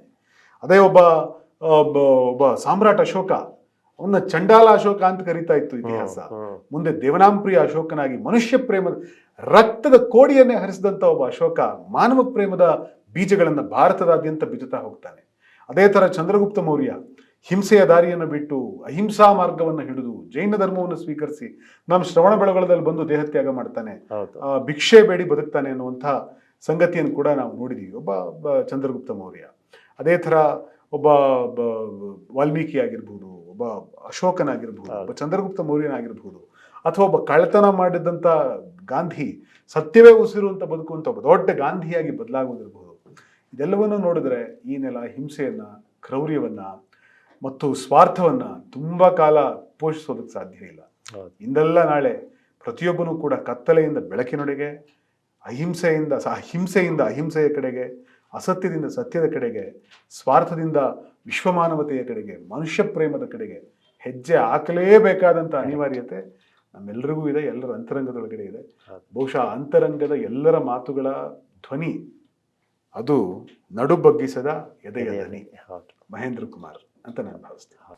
ಈ ನಡುಬಗ್ಗಿಸದ ಎದೆಯ ದನಿ ಈ ಪುಸ್ತಕ, ನಾನು ಸುಮಾರು ಬಿಡಿ ವರದಿಗಾರನಾಗಿ ಸುರತ್ಕಲಲ್ಲಿ ಕೆಲಸ ಮಾಡ್ತಿದ್ದೆ. ಸ್ಟ್ರಿಂಜರ್ ಅಂತ ಹೇಳ್ತೀವಿ ನಾವು. ಆಗೊಂದು 700 ರೂಪಾಯಿ ಸಂಬಳ ನನಗೆ. ಒಂದು ಕರಾವಳಿಯಲ್ಲೇ ಪತ್ರಿಕೆ ಸ್ಟ್ರಿಂಜರ್ ಆಗಿ ಕೆಲಸ ಮಾಡ್ತೇವೆ. ಅವತ್ತಿನಿಂದ ನಾನು ಕೋಮುಗಲಭೆಯನ್ನು ವರದಿ ಮಾಡ್ತಿದ್ದೆ. ಎಷ್ಟೆಲ್ಲ ಕೋಮುಗಲಭೆ ನೋಡಿದ್ದೀನಿ ಅದನ್ನೆಲ್ಲ ನಾನು ಎಲ್ಲ ಕಡೆ ಸ್ಪಾಟಿಗೆ ಹೋಗಿ ಮಂಗಳೂರಲ್ಲಿ ನಡೀತಿದ್ದಂಥ ಕೋಮುಗಲಭೆಯನ್ನು. ಆಗ ಮಹೇಂದ್ರ ಕುಮಾರ್ ಚಿಕ್ಕಮಗಳೂರು ಜಿಲ್ಲಾ ಸಂಚಾಲಕ ಆಗಿದ್ದರು. ಆನಂತರ ಇದು ಬಜರಂಗ ದಳದ ರಾಜ್ಯ ಸಂಚಾಲಕ ಆಗೋವರೆಗೆ, ಚರ್ಚ್ ದಾಳಿ ಮುಗಿಯೋವರೆಗೆ ಎಷ್ಟೆಷ್ಟು ಕೋಮುಗಲಭೆಗಳಾಗಿದೆ ಅದೆಲ್ಲವನ್ನು ಕೂಡ ನಾನು ಕಣ್ಣಾರೆ ನೋಡಿದ್ದೀನಿ. ಸೊ ಆ ಹಿನ್ನೆಲೆಯಲ್ಲಿ ಈ ಪುಸ್ತಕದ ಯಾವ ಘಟನೆಗಳಲ್ಲಿ ಇವರು ಭಾಗಿಯಾಗಿದ್ದಾರೆ ಅನ್ನೋಂಥ ನನಗೆ ಗೊತ್ತಿದೆ. ಆದರೆ ಹಂಗಂತ ನಾನೇ ಅದನ್ನು ಬರೆಯೋಕ್ಕಾಗಲ್ಲ. ಅದಕ್ಕೆ ಆ ಟೈಮಲ್ಲಿ ಯಾರ್ಯಾರಿದ್ರು, ಅದು ಪ್ರವೀಣ್ ವಾಲ್ಕೆಯರು, ಪ್ರವೀಣ್ ವಾಲ್ಕೆ ಇರ್ಬೋದು, ಆಮೇಲೆ ಮನ್ಸೋಳಿ ಅವರೆಲ್ಲ ಇದ್ದರು, ಪ್ರಮೋದ್ ಮುತಾಲಿಕ್ಕು, ಇವರು ಎಲ್ಲೆಲ್ಲಿ ಯಾರ್ಯಾರು ಬರ್ತಾರೋ ಅವರ ಸ್ಟೇಟ್ಮೆಂಟನ್ನು ತಗೊಂಡು ಅವರಿಂದ ಅಧಿಕೃತಗೊಳಿಸ್ಕೊಂಡು ಆ ಘಟನೆಯನ್ನು ಅದನ್ನು ಇಲ್ಲಿ ಉಲ್ಲೇಖವನ್ನು ಮಾಡ್ತೀನಿ. ಅದರಿಂದ ಇದು ಮಹೇಂದ್ರ ಕುಮಾರ್ ಅವರದೇ ಪುಸ್ತಕ, ಆತ್ಮಕಥೆ, ನಡುಬಗ್ಗಿಸದ ಎದೆಯದನಿ. ಇದೀಗ ಬಹುಶಃ ಎಲ್ಲ ಪುಸ್ತಕ ಮಳಿಗೆಯಲ್ಲಿ ಸಿಗ್ತಾ ಇದೆ. ಬಹುಶಃ ನಡು ಬಗ್ಗಿಸಿದ್ರೆ ಹೌದು, ಅವರಿಷ್ಟೊತ್ತಿಗೆ ಕೇಂದ್ರ ಮಂತ್ರಿ ಆಗಿರ್ತಾರೆ. ಕೇಂದ್ರ ಮಂತ್ರಿ ಆಗ್ತಿದ್ದು, ಅದು ಕನಿಷ್ಠ MLA ಅಂತೂ ಖಂಡಿತ ಆಗ್ತಾ ಇದ್ರು. ಅವ್ರ ಜೊತೆಗೆ ಇದ್ದವರೆಲ್ಲ MLA ಆಗಿದ್ದಾರೆ. ಅವ್ರ ಜೊತೆಗೆ ಇದ್ದವರೆಲ್ಲ MLA ಆಗಿದ್ದಾರೆ. ಜೊತೆಗೆ ಸುನೀಲ್ ಕುಮಾರ್ ಮಂತ್ರಿಗಳು. CT ರವಿ ಮತ್ತು ಸುನೀಲ್ ಕುಮಾರ್ ಅವರ ಗಲಾಟೆಯ ಕಥೆಗಳು ಬರ್ತದೆ. ಅಧಿಕಾರಕ್ಕಾಗಿ ಅವರು ನೆಲದಲ್ಲಿ ಬಿದ್ದಾಡ್ಕೊಂಡು ಒದ್ದಾಡ್ಕೊಂಡು ಹೆಂಗೆ ಅವರು ಗಲಾಟೆ ಮಾಡಿದ್ರು, ಕಾಲರ್ ಇಟ್ಕೊಂಡು ಇಬ್ರು ಇದರಲ್ಲಿ ಬರುತ್ತೆ. CT ರವಿ ಮತ್ತು ಸುನೀಲ್ ಕುಮಾರ್ ಅವರು. ಅದನ್ನ ನಿಲ್ಸೋದು ಪ್ರಮೋದ್ ಮುತಾಲಿಕ್ ಅವರು ಬಂದು ನಿಲ್ಲಿಸ್ತಾರೆ. ಆಗ ಅವರು ದಕ್ಷಿಣ ಪ್ರಾಂತ್ಯ ಸಂಚಾಲಕರಾಗಿದ್ರು ಬಜರಂಗ. ಒಂದು ಸೂಕ್ಷ್ಮ ಹೇಳ್ತೀನಿ, ಮಹೇಂದ್ರ ಕುಮಾರ್ ತೀರ್ಕೊಂಡ್ರು, ಕರೋನಾ ಲಾಕ್ಡೌನ್ ಆಗಿತ್ತು. ಲಾಕ್ಡೌನ್ ಆದಾಗ ಬೆಂಗಳೂರು ಪೊಲೀಸ್ ಕಮಿಷನರು ಭಾಸ್ಕರ್ ರಾವ್ ಇದ್ರು. ಭಾಸ್ಕರ್ ರಾವ್ ಅವ್ರಿಗೂ ಮಹೇಂದ್ರ ಕುಮಾರ್ ಅವ್ರಿಗೂ ಒಂದು ಸ್ವಲ್ಪ ಆತ್ಮೀಯತೆ ಇತ್ತು. ಆ ದಿವಸ ಮಹೇಂದ್ರ ಕುಮಾರ್ ಅವರ ಬಾಡಿಯನ್ನು ತಗೊಂಡು ಹೋಗ್ಬೇಕಾದ್ರೆ ಒಬ್ಬೊಬ್ಬ ವ್ಯಕ್ತಿ ಅವ್ರನ್ನ ಅಲ್ಲಿ ಹೋಗಿ ಒಳಗಡೆ, ಟೈಟ್ ಲಾಕ್ಡೌನ್ ಅಲ್ಲ, ಪರ್ಮಿಷನ್ ಬೇಕು ಅಂದ್ರೆ ನಮಗೆ ಗೊತ್ತಿದ್ದ ಪೊಲೀಸ್ ಇಲಾಖೆ ಒಳಗಡೆ ಒಬ್ಬರೇ ವ್ಯಕ್ತಿ ಅವರು ಭಾಸ್ಕರ್ ಅವರು. ಆ ದಿವಸ ಇವರು ನಮ್ಮ ಮುತಾಲಿಕ್ ಅವರು ಕಣ್ಣೀರು ಹಾಕೊಂಡು ಫೋನ್ ಮಾಡ್ತಾರೆ, ಮಹೇಂದ್ರನ್ ದರ್ಶನ ಮಾಡ್ಬೇಕ್ರಿ, ನನ್ನ ಹುಡುಗ ಅವನಿಗೆ ಎಲ್ಲರೂ ಅನ್ಯಾಯ ಮಾಡಿಬಿಟ್ರು, ನಿಸ್ವಾರ್ಥಿ, ಅವನು ಸತ್ತೋಗ್ಬಿಟ್ಟಿದ್ದಾನೆ, ಅವನು ನೋಡ್ಬೇಕಣ್ರಿ ನಾನು ಅಂತ ಹೇಳಿ ಪ್ರಮೋದ್ ಮುತಾಲಿಕ್ ಅವರು ಕಣ್ಣೀರು ಹಾಕೊಂಡು ಫೋನ್ ಮಾಡ್ತಾರೆ. ಕಡೆಗೆ ನೀವು ಯಾರನ್ನ ಅಧಿಕಾರಕ್ಕೋಸ್ಕರ ಇಬ್ರು ಹುಡುಗರು ಕಾಲರ್ ಪಟ್ಟಿ ಹಿಡಿದು ಹೊಡೆದಾಡ್ತಿದ್ರು ಅಂತ ಹೇಳಿ ಸುನೀಲ್ ಕುಮಾರ್ ಅವರು, CT ರವಿ ಹೆಸರು ಹೇಳಿದ್ರಿ, ಅವರಿಬ್ಬರನ್ನೂ ಕೂಡ ಸಂಪರ್ಕ ಮಾಡಕ್ಕೆ ಪ್ರಯತ್ನ ಮಾಡ್ತಾರೆ. ಅವ್ರು ಯಾರು ಇವ್ರಿಗೆ ಸರಿಯಾಗಿ ರೆಸ್ಪಾಂಡೇ ಮಾಡಲ್ಲ. ಕಡೆಗೆ ಬಹುಶಃ ಅವರು ಹುಬ್ಬಳ್ಳಿಲೋ ಧಾರವಾಡದಲ್ಲೂ ಇರ್ತಾರೆ ಅನ್ಕೋತೀನಿ. ಅಲ್ಲಿಯ ಜಿಲ್ಲಾಡಳಿತಕ್ಕೆ ಇಲ್ಲ ನಾನು ಹೋಗಲೇಬೇಕು ಅಂತ ಹಠ ಮಾಡ್ತಾರೆ. ಅವ್ರು ಹೇಳ್ತಾರೆ, ನೀವು ಹೋದರೆ ನಿಮ್ಮನ್ನ ಎಷ್ಟು 14 ದಿವಸನೋ 20 ದಿವಸನೋ ಎಷ್ಟೋ ದಿವಸ ಕ್ವಾರಂಟೈನ್ ಮಾಡ್ತೀವಿ, ಕ್ವಾರಂಟೈನ್ ಆದರೂ ಪರವಾಗಿಲ್ಲ, ನಾನು ಅಲ್ಲಿ ಹೋಗಲೇಬೇಕು ಅಂತ ಹೇಳಿ ಆ ಮನುಷ್ಯ ಅಲ್ಲಿಂದ ಪ್ರತಿ ಅರ್ಧ ಗಂಟೆಗೆ ಒಂದ್ಸರ್ತಿ ಫೋನ್ ಮಾಡಿ ಅವ್ನ ಮುಖ ನಾನು ನೋಡಲೇಬೇಕು ಅಂತ ಫೋನ್ ಮಾಡ್ಕೊಂಡು ಓಡ್ ಬಂದು ಅಲ್ಲಿ ಮುಂದೆ ನಿಂತು, ಮಹೇಂದ್ರ ನೀನು ಪ್ರಾಮಾಣಿಕ ಕಣೋ ಅಂತ ಹೇಳಿ ಕಣ್ಣೀರು ಹಾಕಿ ಆ ಮನುಷ್ಯ ವಾಪಸ್ಸು ಕ್ವಾರಂಟೈನ್ ಆಗ್ತಾರೆ. ಆದರೆ ಪ್ರಮೋದ್ ಮುತಾಲಿಕ್ ಮಾತ್ರ ಪ್ರಾಮಾಣಿಕರಾಗಲೇ ಇಲ್ಲ. ಅದನ್ನು ಈಗ ಅವರ ಸಹವರ್ತಿ ಆಗಿದ್ದಂಥ, ಅವರ ಶಿಷ್ಯರಾಗಿದ್ದಂಥ ಮಹೇಂದ್ರ ಕುಮಾರ್ಗೆ ಏನು ಅರಿವಾಗತ್ತೆ, ಆ ಅರಿವು ಪ್ರಮೋದ್ ಮುತಾಲಿಕ್ಕಿಗೆ ಈವರೆಗೂ ಆಗಿಲ್ಲ. ಅದು ಬಹಳ ನೋವಿನ ಸಂಗತಿ. ಅಂದರೆ ಇವರು ಕೂಡ ಅವ್ರ ಬಗ್ಗೆ ಒಳ್ಳೆಯ ಭಾವನೆಯನ್ನು ಇಟ್ಕೊಂಡಿದ್ರು, ತುಂಬಾ ಒಳ್ಳೆ ಮುತಾಲಿಕ್ ಬಗ್ಗೆ. ಅಂದ್ರೆ ಇಲ್ಲೇನ್ ಗೊತ್ತಾ, ಸಿದ್ಧಾಂತಗಳ ಕೋಟೆಗಳನ್ನ ಅವರೇನೋ ಕಟ್ಕೊಂಡ್ಬಿಟ್ಟಿದ್ದಾರೆ. ಇವರು ಕಟ್ಕೊಂಡಿದ್ರು, ಆದ್ರೆ ಸತ್ಯವನ್ನು ಗೌರವಿಸಿ ಹೊರಗಡೆ ಬಂದ್ರು. ಆದ್ರೆ ಅವ್ರು ಕಟ್ಟಿರೋ ಕೋಟೆಯನ್ನು ಕಳಿಸ್ಕೊಂಡು ಹೊರಗಡೆ ಬರಕ್ ಆಗಿಲ್ಲ. ಆದ್ರೆ ಒಂದ್ ಸಂಗತಿ ಏನು ಅಂದ್ರೆ, ಎರಡು ವಿರುದ್ಧ ಸಿದ್ಧಾಂತಗಳಲ್ಲಿ ಇದ್ದ ನಂತರವೂ ಕೂಡ ಮನುಷ್ಯನನ್ನ ಪ್ರೀತಿಸೋದು. ಹೌದು. ನೀವು ನಿಮ್ ಸಿದ್ಧಾಂತ, ನಂಬಿಕೆ, ವಿಚಾರ ಎಲ್ಲವೂ ಬೇರೆ, ನನ್ನ ಸಿದ್ಧಾಂತ, ನನ್ನ ನಂಬಿಕೆ, ನನ್ನ ವಿಚಾರ ಎಲ್ಲವೂ ಬೇರೆ. ಆದ್ರೆ ನೀವು ಶತ್ರುಗಳಾಗ್ಬೇಕಿಲ್ಲ. ಹೌದು. ನಮ್ಮ ಸಿದ್ಧಾಂತಗಳು ವಿರೋಧ ಆದ್ರೂ ಕೂಡ ನಾವು ಮನುಷ್ಯನನ್ನಾಗಿ ನಾನು ನಿಮ್ಮನ್ನು ಪ್ರೀತಿಸಬಹುದು, ನಿಮ್ ಜೊತೆ ಸ್ನೇಹದಿಂದ ವರ್ತಿಸಬಹುದು ಅನ್ನೋದಕ್ಕೆ. ಪಾಪವನ್ನು ದ್ವೇಷಿಸಬೇಕು, ಪಾಪವನ್ನು ದ್ವೇಷಿಸಬೇಕು, ಪಾಪಿ ಅನ್ನಲ್ಲ. If there is headache, remove headache but not head ಅನ್ನೋ ಥರದಲ್ಲಿ. ಸೊ ಆ ಮನುಷ್ಯನ ವಿಚಾರಧಾರೆಯನ್ನಷ್ಟೇ ನಾವು ವಿರೋಧಿಸ್ತಿದ್ವಿ ಹೊರತು ಮನುಷ್ಯನನ್ನಲ್ಲ ಅನ್ನುವ ಒಂದು ನಿಲುವು ಮಹೇಂದ್ರ ಕುಮಾರ್ ಅವ್ರಿಗೆ ಬಹಳ ಸ್ಪಷ್ಟವಾಗಿ ಬಂದಿತ್ತು. ಬಹುಶಃ ನನಗೆ ಈ ಘಟನೆ ಬಹುಶಃ ಆ ಘಟನೆಗೆ ಬಹಳ ಹತ್ತಿರ ಅಂತ. ಎಲ್ಲೂ ಮಹೇಂದ್ರ ಕುಮಾರನ್ನ ವಿಜೃಂಭಿಸಿಲ್ಲ. ಮಹೇಂದ್ರ ಕುಮಾರ್ ಹೀರೋ, ಮಹೇಂದ್ರ ಕುಮಾರ್ ಹಾಗೆ, ಮಹೇಂದ್ರ ಕುಮಾರ್ ಹೀಗೆ ಅನ್ನೋದಿಲ್ಲ. ವಾಸ್ತವ ಘಟನೆಗಳು ಏನೇನಾಗಿದೆ ಅದನ್ನು ಮಾತ್ರ ಅದರಲ್ಲಿ ಆಯ್ಕೆ ಮಾಡಿ ಯಾವುದು ಅಗತ್ಯ ಇದೆ ಸಮಾಜಕ್ಕೆ ಅದನ್ನು ಮಾತ್ರ ಅವ್ರ ತೀರಾ ಪರ್ಸನಲ್ ಸಬ್ಜೆಕ್ಟ್ಗಳು, ಅವರ ಪರ್ಸನಲ್ ವಿಷಯಗಳು ಯಾವುದೂ ಇಲ್ಲ ಇದರಲ್ಲಿ. ರಾಜಕೀಯವಾದಂತಹ ವಿಷಯಗಳು ಜನರಿಗೆ ಏನು ಬೇಕೋ ಅದನ್ನು ಮಾತ್ರ ಇದರಲ್ಲಿ ಅಳವಡಿಸಿದ್ದೀವಿ, ದಾಖಲೆ ಜೊತೆಗೆ ಅಳವಡಿಸಿದ್ದೀವಿ. ಈ ಪುಸ್ತಕ ಈಗ ಲಡಾಯಿ ಪ್ರಕಾಶನದಲ್ಲಿ ಮುದ್ರಿತ ಆಗಿದೆ, ಅವರಿಂದ ಪ್ರಕಟ ಆಗಿದೆ. ಅವರ ದೂರವಾಣಿ ಸಂಖ್ಯೆ ಸೋಷಿಯಲ್ ಮೀಡಿಯಾದಲ್ಲಿ ಲಭ್ಯ ಇದೆ. ಅವರಿಗೆ ಹೇಳಿದರೆ ಅವರು ಪುಸ್ತಕವನ್ನು ಕಳಿಸ್ಕೊಡ್ತಾರೆ. ಮತ್ತು ಎಲ್ಲ ಪುಸ್ತಕದ ಅಂಗಡಿ ನವ ಕರ್ನಾಟಕ ಪ್ರಕಾಶನದಿಂದ ಹಿಡಿದು ಜೀರುಂಡೆ ಪ್ರಕಾಶನ ಅಂತ ಇದೆ, ಬೀಟಲ್ ಬುಕ್ ಶಾಪ್ ಅಂತ ಇದೆ, ಅಲ್ಲೂ ಎಲ್ಲ ಕಡೆ ಈ ಪುಸ್ತಕ ಈಗ ಲಭ್ಯ ಇದೆ. ಓಕೆ.